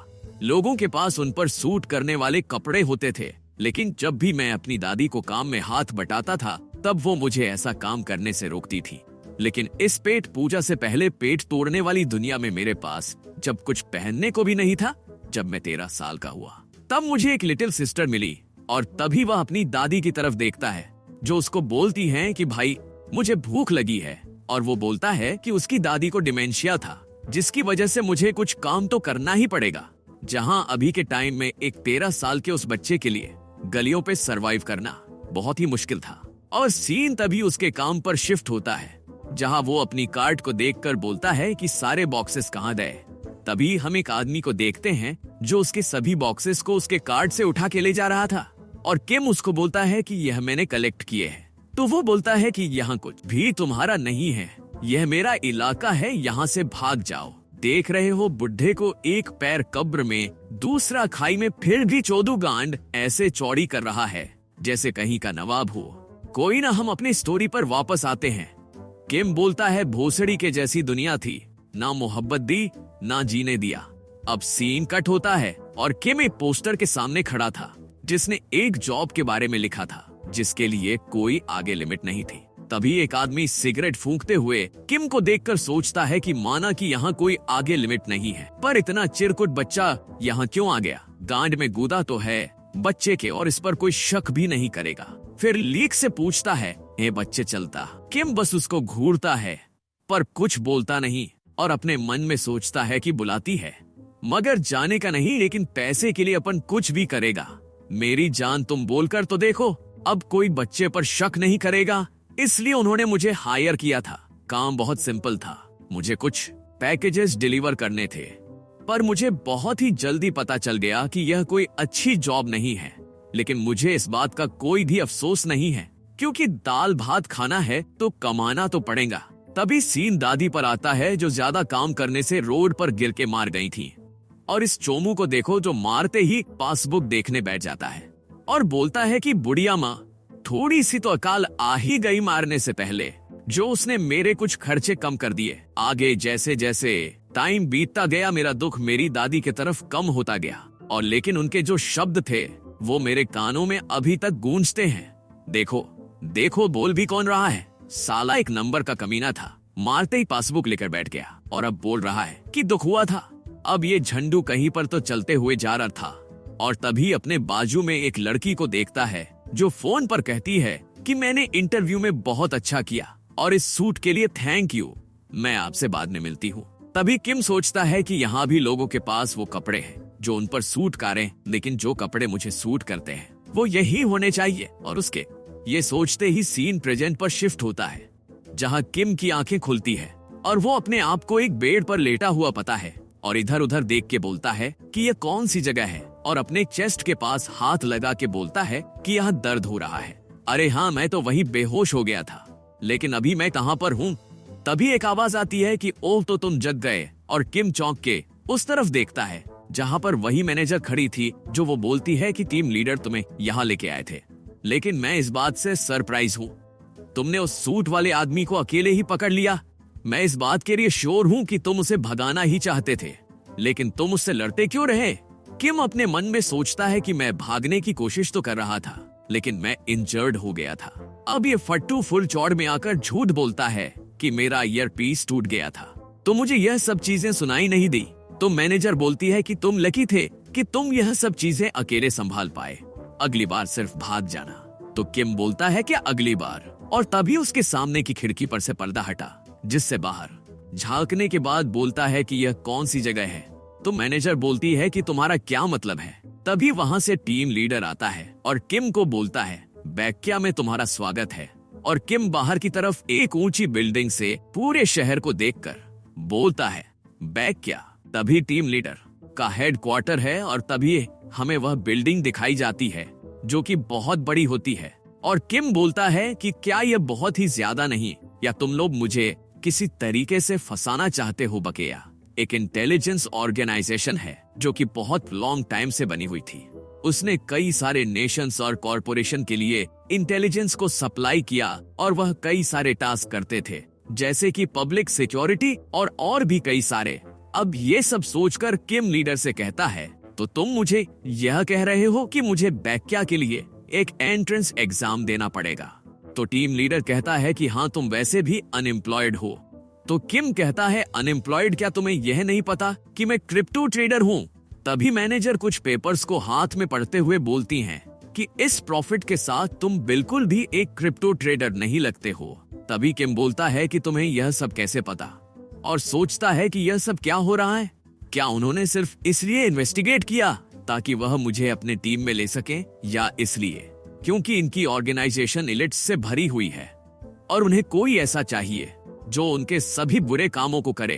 क्योंकि यह एक नॉर्मल ऑर्गेनाइजेशन तो नहीं है जिससे मैं स्टार्ट कर सकूं। क्या यह एक एम्प्लॉयमेंट स्कैम हो सकता है? जो भी है, इनके पास कोई दूसरा मोटिव होगा ही जिसकी वजह से वो मुझे रिक्रूट करने के लिए तैयार है। तभी उसको टीम लीडर कहता है, किम जिन, ज्यादा इधर उधर मत सोचो क्योंकि तुम मुझे ही चाहिए। ये दोनों साथ में तलवारें टकराएंगे। अब ये चीज को सुन के किम भी एकदम शॉक्ड रहता है और मैनेजर की तरफ देखता है और बोलता है कि यह कैसी बात कर रहा हो, दिमाग वगैरह ठिकाने पर तो है ना, मेरे पास मत आना, मैं लड़का हूँ, दूर रहो मेरे से। इस बात को सुन के तो मैनेजर को भी 400 वोल्ट का झटका लग गया था और मैनेजर भी एकदम शॉक्ड थी। तभी टीम लीडर बोलता है कि चुप कर बे, झंडू कुछ भी सोचने लग जाता है। क्या तुम्हें पता है 99% सिंक्रोनाइजेशन रेट का क्या मतलब होता है? किम पूछता है क्या? तो मैनेजर बताती है कि इसका मतलब है कि तुम सूट की 99% पावर को उसका यूज कर सकते हो, जिसकी वजह से तुम बहुत इजीली एक ए पार्ट बन सकते हो। तो किम पूछता है, तो इससे क्या होगा? तभी मैनेजर बोलती है कि यह बहुत ज्यादा पावर है जिसकी वजह से इसके साइड इफेक्ट्स भी हैं। इस सूट से जो टाइम पावर मिलती है वो तुम्हें फोर्सफुली नैनो टेक्नोलॉजी से मिलती है, और जितना ज्यादा सिंक्रोनाइजेशन रेट होगा उतना बॉडी और माइंड पे इफेक्ट पड़ेगा। लेकिन यह सब कुछ पिछले केसेस के साथ था जो कि 99% अचीव कर पाए थे, उनका माइंड कोलैप्स हो जाता था। तभी किम बोलता है, लेकिन मैं तो बिल्कुल ही सही हूँ, मुझे कुछ नहीं हुआ। तभी टीम लीडर बोलता है कि हाँ, तुम्हारे पास 99% सिंक्रोनाइजेशन है, लेकिन फिर भी तुमने अपने आप को एकदम सही रखा और तुम्हारी सेल्फ कॉन्शियसनेस को कोई दिक्कत नहीं आई, इसीलिए मुझे तुम्हारे अंदर पोटेंशियल दिखता है। और अगर तुम उस पावर को एक अच्छे तरीके से कंट्रोल करना, या यह कह लो कि तुम यहाँ के सबसे स्ट्रॉन्गेस्ट एजेंट बन जाओगे। तो किम अपने मन में सोचता है कि क्या तुम्हें स्ट्रॉन्गेस्ट वर्ड पसंद है? क्या तुम मुझे मीठी मीठी बातें करके किसी तरीके अपने लिए काम करवाना चाहते हो? लेकिन नहीं, इतना मुश्किल काम मैं कभी भी नहीं करूंगा। तभी पीछे से आवाज आती है, 4000 यह न्यू एजेंट का सबसे फर्स्ट पे होता है। जिस चीज को सुन के किम तुरंत बेड से उठ के खड़ा हो जाता है और पूछता है कि इंटरव्यू कब है। तभी मैनेजर बोलती है कि क्या यह सच है? यह बंदा पैसों के पीछे इतना पागल है। लेकिन टीम लीडर, यह तो एनुअल सैलरी है ना कि मंथली। तभी टीम लीडर बोलता है, चुप हो जाओ। तभी किम पूछता है कि अगर मैं फेल हो गया तो क्या मैं घर जाऊंगा? तभी मैनेजर बोलती है, नहीं, क्योंकि तुम एक अच्छे सैंपल हो तो तुम्हें एक्सपेरिमेंट के लिए रखा जाएगा। तभी मैं टीम लीडर बोलता है, परेशान करना बंद करो और तुम इस बात की चिंता मत करो, तुम पास हो ही जाओगे। तभी सीन शिफ्ट होता है इंटरव्यू में, जहां किम सोचता है कि यहाँ कुछ तो गलत लग रहा है। वो ताई ह्यून यानी कि डायरेक्टर ने 1 हफ्ते से कुछ भी नहीं सिखाया है। मुझे तो लगा था कि यहाँ पर एक काफी शांत सा एटमॉस्फेयर होगा, लेकिन यहाँ तो सब लोग बहुत ही ज्यादा सीरियस हैं। तभी सामने से आवाज आती है कि तुम सबसे मिलके बहुत ही अच्छा लगा, मेरा नाम सियोना है। और वो सबको एक एक शीट पकड़ाकर बोलती है, इसको फिल करो, तुम्हारे पास 10 मिनट का टाइम है। और वो शीट किम को भी दी जाती है। किम बोलता है ओ थैंक यू। तभी वो लड़की वहां से जाने लगती है और बोलती है कि मैं 10 मिनट में वापस आ जाऊंगी। और तभी सीन वापस से किम पर शिफ्ट होता है, जो सोच रहा था कि मुझे बुलाने से पहले क्या उन्होंने चेक नहीं किया और क्या मुझे अपने पार्ट टाइम जॉब का एक्सपीरियंसेस इसमें लिखना चाहिए। वो आदमी क्या सोच रहा था कि मुझे इतने सारे लोगों में से पास कर दिया जाएगा, क्या मुझे अभी गिव अप कर देना चाहिए या फिर मैं एक एक्सपेरिमेंटल सब्जेक्ट ही बनूंगा, पर मेरी सैलरी तो सिर्फ 330 है। अभी मेरे दिमाग में कुछ स्टॉक्स भी थे जिन्हें लेने के लिए मुझे पैसे कलेक्ट करने पड़ेंगे। अभी वो ये सब सोच ही रहा होता है कि तभी 10 मिनट खत्म हो जाते हैं और वो एग्जामिनर वापस आकर बोलती है कि 10 मिनट हो गए। तो किम सोचता है क्या अभी से 10 मिनट हो गए, और वो दूसरी तरफ जाने लगती है और बोलती है कि मैं उस साइड से कलेक्ट करना चालू करूंगी। एल तभी वो अपना पेन नीचे गिरा देती है, जिसको किम उठाकर मैनेजर को देख के बोलता है कि एक्सक्यूज मी, तुमने अपना पेन ड्रॉप कर दिया था। तभी मैनेजर उससे पेन लेते हुए बोलती है ओ थैंक यू। तभी किम मैनेजर की तरफ एकदम प्यार से देखता है और मैनेजर बोलती है कि क्या मेरे चेहरे पे कुछ लगा है, ये एक फ्लर्टिंग इंटरव्यू तो नहीं है। तभी किम इस बात से शॉक्ड होके बोलता है कि मुझे माफ कर देना, तुम पहले से कुछ अलग दिख रही हो, मुझे लगा कि तुम कोई और हो, काफी पॉपुलर होगे। और तभी वो उसके हाथ से पेपर लेते हुए बोलती है मैं तुमसे बाद में मिलूंगी। तभी सीन शिफ्ट होता है एक दूसरे रूम में, जहां दो लोग एक स्क्रीन पे किम का इंटरव्यू ही देख रहे होते हैं। और तभी तकड़ू बोलता है क्या यहाँ कोई तो है जो बता सके कि क्या यही वो बंदा है जिसने डायरेक्टर ने रिकमेंड किया था। वैसे यह मैंने जैसा सोचा था, क्या यह पास हो पाएगा। और इसका ना तभी टकलू कॉन्ग बोलता है यह सिर्फ लक है और इसका टेस्ट से कोई भी लेना देना नहीं है, यह एक प्रैंक है जो डायरेक्टर ने एक बेट लगा के कर लिया है। तभी पीछे से अपना डायरेक्टर भी आ जाता है, जो बोलता है कि एक प्रैंक, हाँ यह सच है और ये एक स्पेशल प्रैंक है। और उन दोनों से पूछता है कि क्या यहाँ सभी टीम लीडर्स आ गए हैं। तभी एक चोमू आदमी डायरेक्टर बोलता है कि तुमने अगर इसको रिकमेंड किया है, इसका यह मतलब नहीं है कि यह पास होगा। तभी सामने से एक लड़की आती है जो पहले इंटरव्यू ले रही थी और वह सभी डायरेक्टर्स को देख के बोलती है कि वो पास होगा या नहीं ये तो नहीं पता, लेकिन वो मुझे पसंद आया। तभी वो अपने चेहरे से मास्क उतारते हुए बोली कि मेरी इस बार इंटरव्यू को थोड़ा ज्यादा ट्रिकी बना दिया था। तभी टकला हफ्सी लड़की को बोलता है कि तुम तो बहुत खूबसूरत दिख रही हो जाने मन। और अपना चोमू आदमी बोलता है कि यह बस एक कोइंसिडेंस है। और तभी लड़की बोलती है कि चलो देखते हैं कि क्या यह स्किल है कि या कोइंसिडेंस, क्या हमें ये टेस्ट नहीं करना चाहिए। तभी सीन इंटरव्यू पर शिफ्ट होता है, जहां एक बुरू एक हाथ में पेपर लेके सबको अपने बारे में बताने के लिए बोलता है। जहां एक चश्मे वाला आदमी बोलता है कि मैं फलाना ढिमकाना इंजीनियरिंग स्कूल से पास हुआ था और मैंने मिलिट्री में अपनी सर्विस दी थी। बुरू बोलता है ठीक है। फिर एक लड़की बोलती है कि मैं एक स्पोर्ट्स यूनिवर्सिटी में थी, जहां मैंने आर्चरी में नेशनल लेवल का मेडल भी रिसीव किया था। अब सभी आए हुए लोग अपना जीवन इनके आगे बक बक कर सुनाते हैं और बस ये ही सोचते हैं कि हमें ले लो मालिक, इसके बदले चाहे तुम हमारी भी ले लो तो कोई दिक्कत नहीं। तभी किम सोचता है कि क्या यह कोई प्रैंक है जो जिसमें कैमरा छिपा दिया है, मैं इन मॉन्स्टर्स के बीच में कर भी क्या रहा हूँ। पर तभी उसका नाम बोला जाता है। किम बोलता है हाँ, और फिर अपने मन में सोचता है कि अब मुझे क्या बोलना चाहिए। अब सोचने के बाद वो बोलता है कि मैं बचपन से अपनी दादी को पालने के लिए काम करता था और उनके चले जाने के बाद भी मैं कुछ इकोनॉमिकल एक्टिविटीज से पैसे कमा ही रहा था और मैं आपके साथ काम करने का सपना देखता हूँ। तभी बुढ़ू बोलता है कि तुम्हारे पेपर में तो कोई भी इकोनॉमिक एक्टिविटी नहीं लिखी, तो तुमने कैसा काम किया है। तभी किम सोचता है अरे यार, लगता है बताना ही पड़ेगा। ये चुतिया साला बहुत सोचता है। तभी हिचकिचाते हुए बोलता है कि मैं एक कॉइन ट्रेडर था। और तभी चारों ओर इंटरव्यू रूम में एकदम सन्नाटा छा जाता है और किम सोचता है कि क्या इंटरव्यू अभी तक ओवर नहीं हुआ। और जैसा कि मैंने एक्सपेक्ट किया था, मैं इन सब के बीच में एक प्रॉपर सूट भी पहन के नहीं आया हूँ और ऐसा टाइप का इंटरव्यू दे रहा हूँ। हमारे जो रहने का तरीका है वो कम्प्लीटली डिफरेंट है और मैं क्या ही एक्सपेक्ट कर रहा था।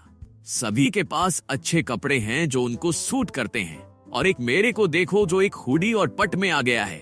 तभी वो अपने ऊपर थप्पड़ मार के अपने आप को होश में वापस लाता है और सोच रहा था कि चलो कोई बात नहीं, अभी से डिस्करेज नहीं होना, मैं अपना बेस्ट दूंगा, कॉन्फिडेंस रहना चाहिए। तभी बुरू बोलता है कि चलो ठीक है सभी लोग, अब मेरे पास एक लास्ट क्वेश्चन है। और तभी वह एक चुटकी बजाता है और उसके पीछे स्क्रीन पर कई सारे कैमरे ओपन हो जाते हैं और वो बोलता है कि ये स्क्रीन पे जो इमेजेस हैं वो एक सीसीटीवी फुटेज की है जो कि एक बिल्डिंग से ली गई थी जहां पर कुछ समय पहले एक टेररिस्ट अटैक हुआ था। इनमें कई सारे टेररिस्ट हैं, बताओ कि वो टेररिस्ट क्यों हैं?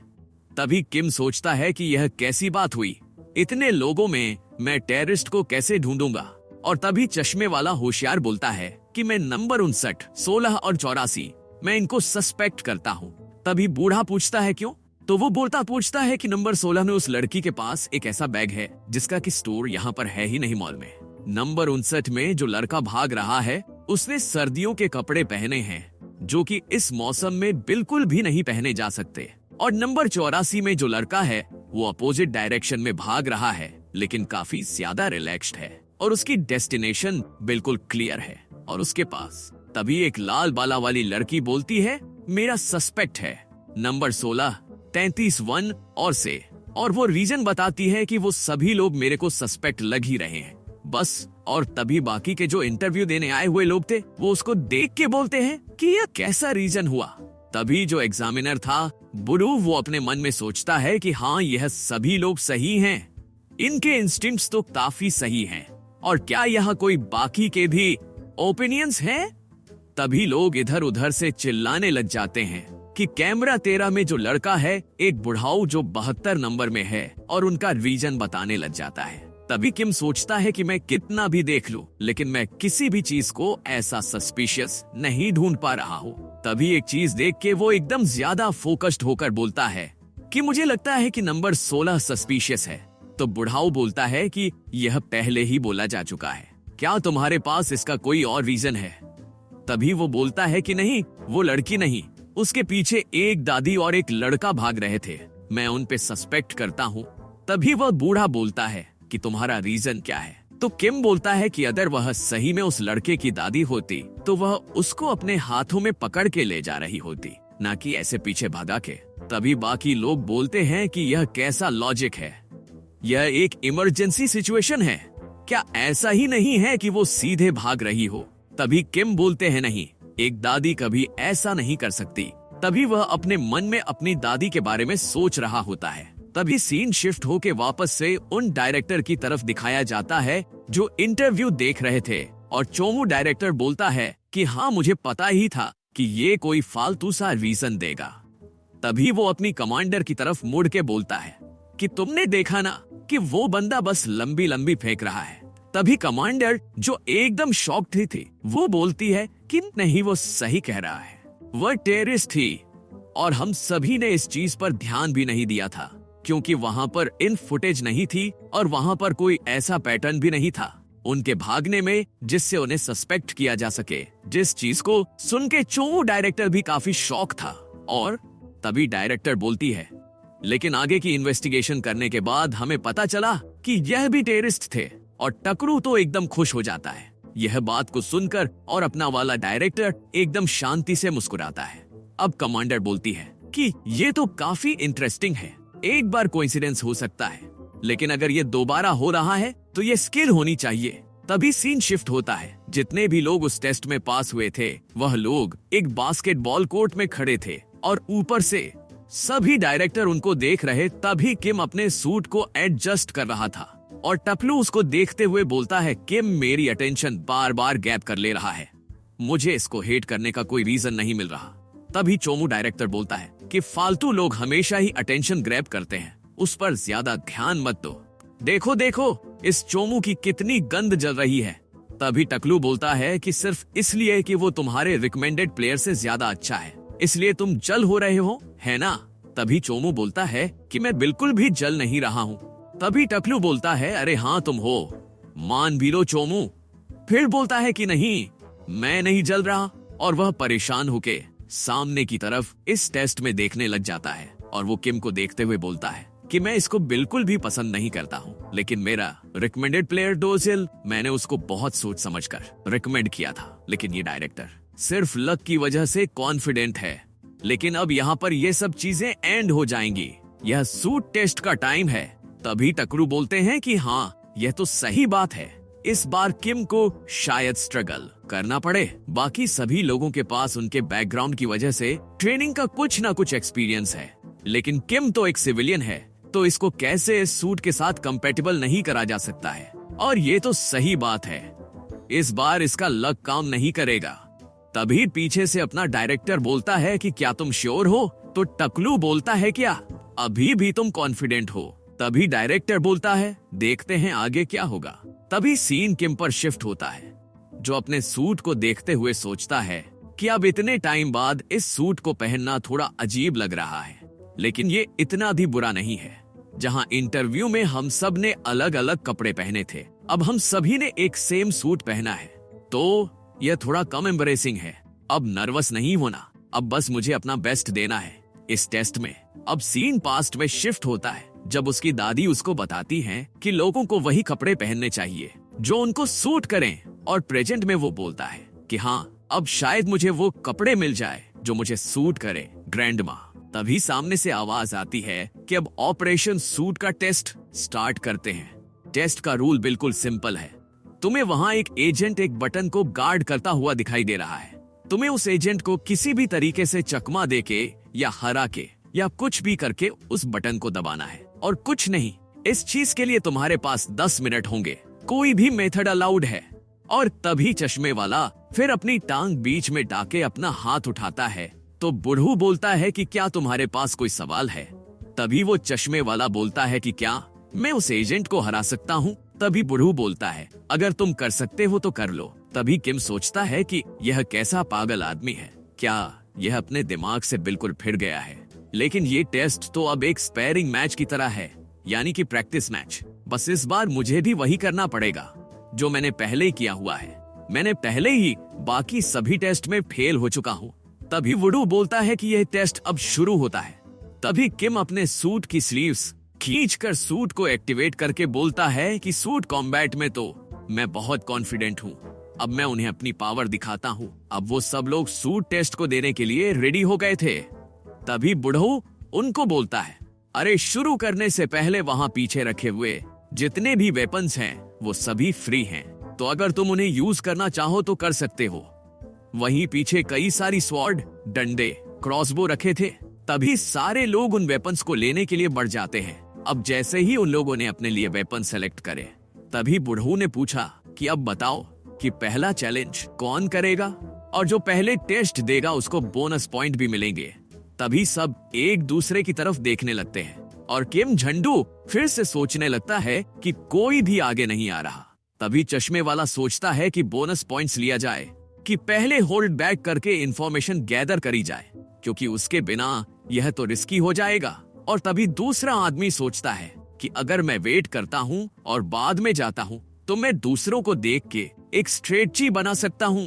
और तभी तीसरा वाला सोच रहा था कि अगर एग्जामिनर हम सबके साथ एक साथ डील करना चाहेगा तो वो डेफिनेटली थक जाएगा, लेकिन अगर बाद में जाके फेल हुए तो यह फेवरेबल सिचुएशन होने के बाद भी बहुत ही खराब फेल होगा। तभी किम वापस से सोचता है कि इस सिचुएशन में जाना जो कि डिसएडवांटेज है और इसमें जीतना यह बेस्ट मूव है, और उसके रिवॉर्ड में मुझे बोनस पॉइंट्स भी मिलेंगे, तो यह चीज और भी ज्यादा अच्छी हो जाती है। अब जैसे ही किम अपना हाथ उठाने वाला था कि तभी बाजू वाला एक आदमी बोलता है कि मैं पहले जाऊंगा। तो बुढ़ा बोलता है कि हाँ ठीक है। तो किम सोचता है अरे यार लेट हो गया, मुझे अपना हाथ पहले उठाना चाहिए था। अब लगता है इस पॉइंट पे मुझे ये चीज देख के ऑब्जर्व करना चाहिए और तब अंदर जाना चाहिए जब ये चीज ज्यादा फेवरेबल हो। और तभी वो कुछ चीज को देख के शॉक हो जाता है। उस एग्जामिनर ने बिना टाइम गवाए पहले कंटेस्टेंट को नीचे पटक दिया होता है। इस चीज को देख के बाकी लोग भी एकदम शॉक्ड थे। तभी वह एग्जामिनर बोलती है नेक्स्ट। किम सोचता है कि बस एक ही सेकंड में उसको नॉकआउट कर दिया। उस आदमी को स्ट्रेचर पर लेकर जा रहे थे। तभी किम के बाजू वाला आदमी बोलता है कि यह तो एक्सपेक्टेड था कि जो एजेंट्स हैं उनका लेवल और एक्सपीरियंस बहुत ही ज्यादा है, और इस एक्सपीरियंस के साथ वो किसी को भी बहुत ज्यादा जल्दी टेक डाउन कर सकते हैं। तभी चश्मे वाला किम को देखकर बोलता है कि क्या तुम सबसे लास्ट में जाने का ट्राई कर रहे हो। तभी किम सोचता है कि इस आदमी के साथ क्या गलत है, और तभी वह आगे बढ़ते हुए बोलता है कि तुम एक सिविलियन हो तो तुम अभी वेट करने के अलावा कुछ और नहीं सोच पा रहे हो। वो अपना चश्मा उतारते हुए बोलता है, लेकिन एक आदमी को कभी भी अपने कैलकुलेशंस के बेसिस पे एक्ट नहीं करना चाहिए। एक अगर सामने एक दीवार है तो तुम्हें उसको तोड़कर किसी भी तरह आगे बढ़ना ही पड़ेगा। तो किम बोलता है कि यह बंदा बहुत ही क्रेजी है। तभी सामने वाला बंदा बोलता है, मैंने फर्स्ट चांस तो मिस कर दिया, लेकिन मैं सेकंड होने के लिए मिस नहीं करना चाहता। तभी एग्जामिनर बोलती है, तो तुम कह रहे हो कि तुम सेकंड हो। तभी वो चोमू उसकी तरफ एक चाकू ले बढ़ता है तो बोलता है, नहीं, मैं वो पहला आदमी होने वाला हूँ जो तुम्हें हराएगा। और तभी उन दोनों के बीच में फाइट स्टार्ट हो जाती है और दोनों एक दूसरे के ऊपर अटैक्स लैंड कर रहे थे। तभी ऊपर से देख रहा टकला बोलता है कि यह बहुत ही ज्यादा इंटरेस्टिंग है कि तुमने जिस बंदे को रिकमेंड किया उसके फंडामेंटल्स तो सॉलिड हैं। तभी वो चोमू बोलता है कि हाँ, यही पहचानना तो उसकी स्ट्रेंथ है, और सोचता है कि ये सब एम्ब्रेसिंग चीजें बोलना बंद करो। वो स्पेशल फोर्सेस का पहले से मेंबर था, इसलिए उसके मूवमेंट्स काफी ज्यादा ट्रेंड है। अब सीन कैप्स फाइट पर शिफ्ट होना है, जहां उस चोमू को फाइट करते करते एक ओपनिंग दिखती है जहां वो अटैक कर सकता है, और तभी वो अटैक करके उस एग्जामिनर को पीछे की तरफ हटा देता है। तभी ऊपर चोमू अपने डायरेक्टर से कहता है कि मैं उन्हीं पर ट्रस्ट करता हूँ जो कि पहले से प्रूफ कर चुके हैं अपने आप को। मैं ऐसे ही तुम्हारी तरह किसी को भी रिकमेंड नहीं करता। तो अपना डायरेक्टर उसकी तरफ एकदम प्यार से मुस्कुरा के देखता है और बोलता है कि जिसने कि पहले से प्रूफ कर दिया है वो अभी वो इतना बोल ही रहा था। तभी फाइट पर सीन शिफ्ट होता है जहां एग्जामिनर ने चोमू का चाकू गिरा दिया था। इस चीज को देखकर डायरेक्टर बोलता है कि उसके पास रियल कॉम्बैट एक्सपीरियंस बहुत कम है। तभी जो एग्जामिनर था वो चोमू पर एक और अटैक लैंड करने के लिए जा रहा था, जिसको कि वो अपने दूसरे चाकू से ब्लॉक कर लेता है, जिस चीज को देख के एग्जामिनर भी थोड़ा शॉक थी। पर तभी वह अपने किक से उस पर अटैक कर देता है और उसके दूसरा हाथ से उसका चाकू भी छूट जाता है और वह उड़ते हुए पीछे तरफ चला जाता है। तभी लड़टकला बोलता है कि यह जितना ज्यादा लंबा लड़ाई को खींचेगा, यह उसके लिए ये उतना ही डिसएडवांटेज होगा, क्योंकि उसके पास एक्सपीरियंस बहुत कम है। पर एक एक्टिव एजेंट को शुरुआत से फेस करना और उसके सामने टिके रहना, यह भी काफी ज्यादा इम्प्रेसिव है। तभी छोटू डायरेक्टर कहता है कि हमारे एजेंट को हराना इतना भी ज्यादा आसान नहीं है, लेकिन उसको हराना जीतने के लिए नेसेसरी नहीं है। तभी उस चोमू का चाकू वो रेड वाले बटन को प्रेस कर देता है, जिससे कि वो इस टेस्ट को पास कर लेता है। अब इस बात से चोमू डायरेक्टर बोलता है कि देखा, मैंने बोला था ना, मैं सिर्फ उन्हीं पर ट्रस्ट करता हूँ जिन्होंने अपनी पावर को प्रूव किया हो।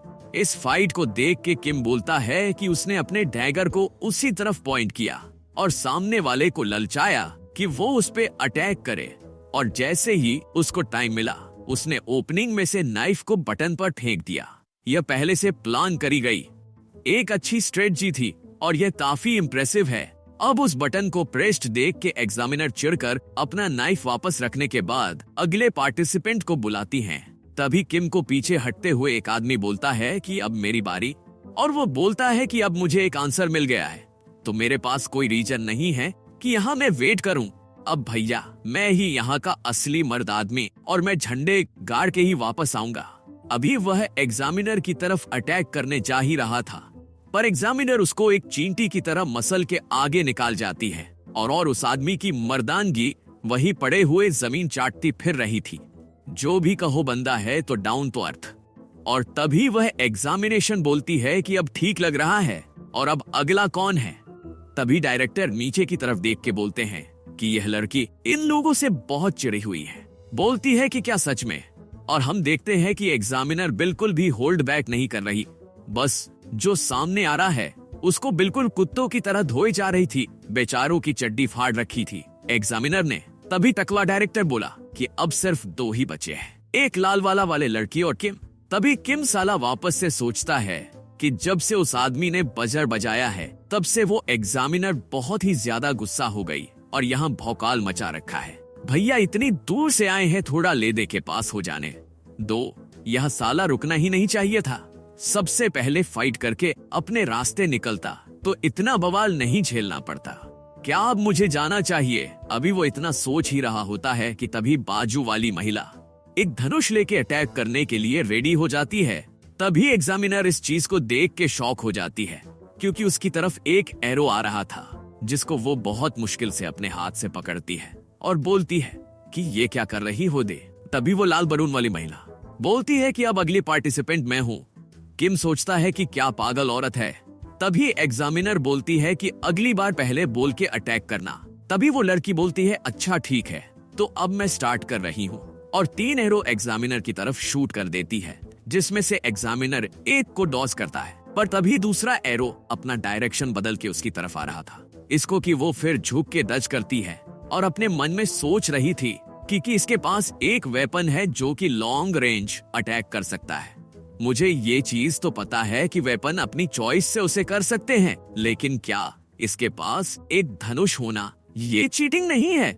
लेकिन चलो, अब इससे भी कोई फर्क नहीं पड़ता, क्योंकि ये बस एक दिमाग खराब करने वाली चीज ही है जिसको मैं अपनी स्पीड बढ़ाकर संभाल सकती हूँ। और वो जैसे ही उस महिला के पास पहुंचती है तभी वो अपना एरो शूट कर देती है, जो सीधा बटन पर आके लगता है, और ये लाल बलून वाली महिला भी टेस्ट पास कर लेती है।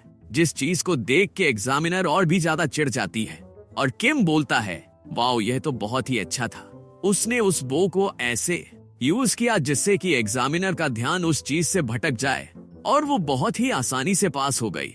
ये बहुत ही अलग लेवल पे है। तो अब फाइनली मेरी बारी है, चलो इसे करते हैं, मैं कर सकता हूँ। देख रहे हो खुश तो ऐसे हो रहा है जैसे बच्चे को बहुत जिद करने के बाद एक लॉलीपॉप मिल गई हो। तभी ऊपर चोमू डायरेक्टर का सीन दिखाया जाता है, जो बोलता है कि क्या तुम मजाक कर रहे हो, ये कैसी फाइट हुई, ये तो चीटिंग है साला।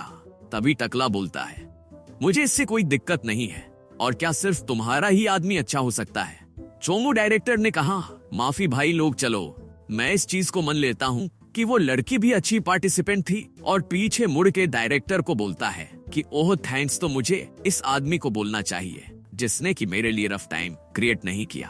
और किम की तरफ देखकर बोला ये बस एक लकी बंदा है जो किसी तरीके से यहाँ तक पहुँच गया है। डायरेक्टर उसकी बकबक सुनकर भी एकदम शांति से खड़े होकर मुस्कुरा रहा था। तो सामने वाला चोमू डायरेक्टर बोलता है कि जब कोई सामने से बात करे तो तुम्हें भी जवाब देना चाहिए। लेकिन तभी वो लोग कुछ देखकर बहुत ही ज्यादा शॉक्ड थे, क्योंकि एग्जाम में किम एग्जामिनर को बहुत ही कुत्तों की तरह मार रहा था। और ये देख के बाकी के डायरेक्टर्स बोले कि भाई ये कब कैसे क्या हुआ। तभी डायरेक्टर बोलता है कि मैं ये चीज तो बताना भूल ही गया कि किम का सूट के साथ सिंक रेट 99% है। ये देखकर चोमू डायरेक्टर एकदम शॉक्ड रह जाता है और बोलता है यहाँ हो क्या रहा है। तभी हमें 1 मिनट पहले का सीन दिखाया जाता है जहां किम और वह सूट वाला एग्जामिनर आमने सामने खड़े थे। तभी किम उसके पास जाता है और मन ही मन सोचता है चलो अब इसे पहले की तरह करते हैं, जैसे मैंने उस स्ट्रेंथ वाले पीले भालू वाले आदमी से लड़ाई की थी। यहाँ कुछ भी बदला नहीं है। वह अपने स्लीव्स का बटन खींचकर अपने सूट को एक्टिवेट कर लेता है और फाइट के लिए तैयार हो जाता है। तभी वह एग्जामिनर की तरफ स्पीड से दौड़ता है। एग्जामिनर सोचती है इस बार बेयर हैंडेड लड़ाई करनी है ना, चलो कोई बात नहीं। लेकिन किम की स्पीड इतनी ज्यादा होती है कि एग्जामिनर उसे देख ही नहीं पाती। बहुत मुश्किल से वह किम के पंच से खुद को बचाती है और सोचती है ये किस टाइप की स्पीड थी। लेकिन इससे पहले कि वह सोच भी पाए, किम एक और पंच के लिए तैयार हो जाता है और सीधा एग्जामिनर पर वार करता है, जिससे उसे भारी नुकसान होता है। वह घिसटती हुई पीछे जाती है और सोचती है ये बंदा सिर्फ ज्यादा फास्ट ही नहीं है, बल्कि इसके पास बहुत ज्यादा स्ट्रेंथ भी है। क्या ऐसा तो नहीं कि यह पावर और स्पीड दोनों को एक साथ यूज कर सकता है? तभी जब वह यही सोच रही थी, किम दोबारा उस पर अटैक करने के लिए आता है और एक ही अटैक में उसे धरती चटवा देता है। फिर वह उसके पेट पर एक और पंच लैंड करता है। यह देखकर बाकी के कंटेस्टेंट भी हैरान रह जाते हैं कि इसने एग्जामिनर को हरा दिया। सबसे ज्यादा शौक तो ऊपर बैठे 3 डायरेक्टर को लगता है, जिनके चेहरे से हवाइयां उड़ जाती है। तभी किम आगे बढ़ता है, बटन दबाता है और इस एग्जाम को पास कर जाता है। पीछे खड़े सभी हार चुके कंटेस्टेंट की हालत खराब होती है। वे सोचते हैं ये गेम ने क्या कर दिया, और तभी वे जोर से चिल्लाने लगते हैं। सब कहते हैं यह तो बहुत ही ज्यादा इंसेन था भाई, बवाल मचा दिया तूने। किम, जो अब तक शांत था, बोलता है ये सब क्या चीज है। देखकर शॉक तो थे, लेकिन बाकी लोगों की तरह हल्ला नहीं मचा रहे थे। वे शांति से उसे देखते हैं और बोलते हैं अमेजिंग, यह काफी अच्छा था। तभी ऊपर बैठे अपने चोमू डायरेक्टर बोलते हैं 99% का सिंक रेट, क्या यह पॉसिबल भी है? तभी दूसरा डायरेक्टर पीछे से आते हुए कहता है तो ये चीज मेरे पर भी लागू होती है ना। इसके बाद हमें बुजुर्ग कमांडर का सीन दिखाया जाता है जो बोलता है 99% का सिंक रेट। यह कोई मजाक तो नहीं है। इसी के साथ हमें पता चलता है कि वह वारियन का कमांडर है। वह सोचते हुए कहता है क्या सिंक्रो रेंज को ट्रिगर किए बिना 99% का सिंक रेट अचीव करना संभव है? तभी उसके सामने खड़ा आदमी बोलता है यह तो मुझे अभी नहीं पता, लेकिन मैं इसके बारे में जानकारी जुटा सकता हूँ। बुजुर्ग कमांडर कहता है यह इंटरेस्टिंग है, उसने उस सूट को बहुत अच्छे से कंट्रोल किया है। सामने खड़ा आदमी सोचते हुए कहता है इसकी कोई गारंटी नहीं है कि जो पास्ट में हुआ था वह अब दोबारा ना हो। बुजुर्ग कमांडर थोड़ा सोचकर कहता है लेकिन हम यह भी देख सकते हैं कि हमें एक नई टाइप की पावर मिल सकती है जो हमारे फायदे की हो सकती है। चलो अब ये सब बातें छोड़ो और सभी टीम लीडर्स को बुलाओ, हमें एक टेस्ट लेना पड़ेगा। तभी सीन शिफ्ट होता है किम की तरफ, जो बाकी सभी मेंबर्स के साथ खड़ा हुआ था। और मुझे यह नहीं लगा था कि मैं उसे इतना जल्दी हरा दूंगा, लेकिन अब मैं इन सब के बीच थोड़ा ज्यादा रिकॉग्नाइज हो जाऊंगा। तभी चश्मे वाला चोमू किम की तरफ हाथ बढ़ाता है और कहता है मेरा नाम हार्डो गिल है। किम जवाब देता है हाँ हेलो, बोलो क्या हुआ। हार्डो गिल कहता है मैं तुम्हारी फाइट से बहुत ज्यादा इम्प्रेस्ड हूँ। अगर मैंने पास्ट में कुछ गलतियां की हैं तो मैं चाहता हूँ कि तुम मुझे माफ कर दो। किम जवाब देता है अरे कोई बात नहीं, वैसे भी मैंने कोई गरज नहीं रखी। सामने वाला खुश होकर कहता है अगर तुमने मुझे माफ कर दिया है तो क्या हम लोग अगली बार साथ में जाकर ग्रिल्ड पोर्क खा सकते हैं। किम यह सुनकर थोड़ा शॉक हो जाता है। तभी हार्डो गिल ज्यादा एक्साइटेड होकर कहता है अरे तुम चिंता मत करो, यह मेरा वेरीफाइड स्पॉट है पोर्क खाने के लिए, और मैं यहाँ सिर्फ उन्हीं लोगों को ले जाता हूँ जिनको मैं एक्नॉलेज करता हूँ। किम सोचता है हाँ यह इंटरेस्टिंग तो है, क्या ही आदमी है। तभी पीछे से लाल बाल वाली लड़की भी आ जाती है। चश्मे वाला हार्डो गिल पूछता है क्या तुम्हें भी हमारे साथ चलना है? वह हाँ में सिर हिलाती है। यह देखकर हार्डो गिल कहता है चलो ठीक है, हम तीनों चलेंगे। तभी किम सोचता है यहाँ कुछ तो अलग लग रहा है, कई लोग हमारी तरफ आ रहे हैं। लेकिन तभी पीछे से एक लड़की आकर बोलती है यह और कोई नहीं, मैनेजर है। वह कहती है यह एक स्पेशल इंटरव्यू है। किम पूछता है यह कौन सी जगह है? मैनेजर जवाब देती है तुम यहाँ पर पहुंच चुके हो। सामने चारों डायरेक्टर और चेयरमैन साथ में खड़े थे। डायरेक्टर किम को देखकर कहता है चलो इस स्पेशल इंटरव्यू को शुरू करते हैं। किम जवाब देता है ठीक है। चेयरमैन कहता है हमने तुम्हें यहाँ इसलिए बुलाया है कि तुम बाकी सभी पार्टिसिपेंट से काफी अलग थे और तुम इस सूट को भी बहुत अच्छे तरीके से यूज कर सकते हो। मैंने सुना है कि तुम्हारा सिंक रेट 99% तक पहुंच चुका था, लेकिन यह चीज आम नहीं है। नहीं, आम तो छोड़ो, यह तो उससे भी ज्यादा ऊपर की चीज है। अगर हमें तुम्हें एक्सेप्ट करना है तो हमें बहुत बड़ा रिस्क लेना पड़ेगा, और यही मीटिंग यह निर्धारित करेगी कि यह रिस्क कितना ज्यादा है। हमें यह पता करना है कि तुम इस सूट की कितनी पावर को यूज कर सकते हो और अपने सिंक रेट को कितने समय तक बनाए रख सकते हो। क्या सिंक्रो रेंज एक्टिव होता है या नहीं, इस चीज के लिए हमें कन्विंस करो। तभी चेयरमैन डायरेक्टर्स की तरफ देखते हुए पूछता है तो कौन सा टीम लीडर वहां जाकर उसका टेस्ट लेगा। पर्पल सूट वाला टीम लीडर बोलता है मैं करूंगा। वह किम के सामने आकर खड़ा हो जाता है। किम सोचता है यह मेरा टेस्ट लेगा, तो क्या इस टेस्ट में मुझे इसके साथ फाइट करनी पड़ेगी? तभी चेयरमैन जवाब देता है हाँ यह बिल्कुल सही बात है। हम इस प्रोसेस को देखेंगे ताकि हम डिसाइड कर सकें कि तुम्हें पास करना है या फेल, और तुम्हें इसके अंदर अपनी पूरी जान लगा देनी है। जितने भी टीम लीडर हैं वे बहुत ही अलग लेवल पर हैं। तभी किम अपने टीम लीडर को देखता है जो बिल्कुल शांति से खड़ा था और मानो कह रहा हो भैया जाओ अब कुछ करो। तभी किम थोड़ा नर्वस तो होता है, लेकिन खुद को रेडी कर लेता है और सोचता है, चलो अब इसे पूरा करते हैं। शुरुआत में तो मैंने सोचा था कि इस टेस्ट को किसी तरह कंप्लीट कर लूंगा, लेकिन अब जब मैं इतना दूर आ ही गया हूँ तो इतनी जल्दी हार मानकर घर तो नहीं लौट सकता। और तभी वह अपने स्लीव्स खींचकर अपना सूट एक्टिवेट कर लेता है। अब मैं तुम्हें प्रूव करके दिखाऊंगा कि मैं इस चीज के लिए तैयार हूँ और यह सूट सिर्फ मेरे ऊपर ही परफेक्टली सूट करता है। उसे इस तरह रेडी देखकर सामने वाला चोमुटी लीडर भी थोड़ा शॉक हो जाता है और सोचता है 99% सिंक रेट, यह तो काफी ज्यादा डेंजरस है। दूसरे शब्दों में किसी भी टाइम पर इसके आउट ऑफ कंट्रोल होने का चांस है और यह भी कोई गारंटी नहीं है कि जो पहले हुआ था वह अब दोबारा नहीं होगा। उस टीम लीडर ने क्या सोचकर इसे यहाँ बुलाया था, लेकिन फिर वह नीमन सोचता है, चलो इसकी एबिलिटी अभी पुअर है तो इसे अभी ही हराना आसान होगा।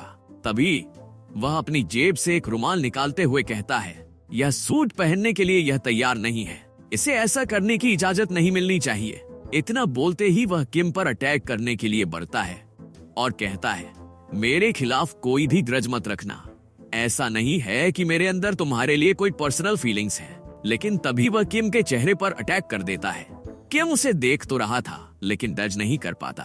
वह सोचता है, मैं इस आदमी को किसी भी तरीके से आउट ऑफ कंट्रोल होने पर मजबूर कर दूंगा। और वह लगातार किम को मारता चला जाता है।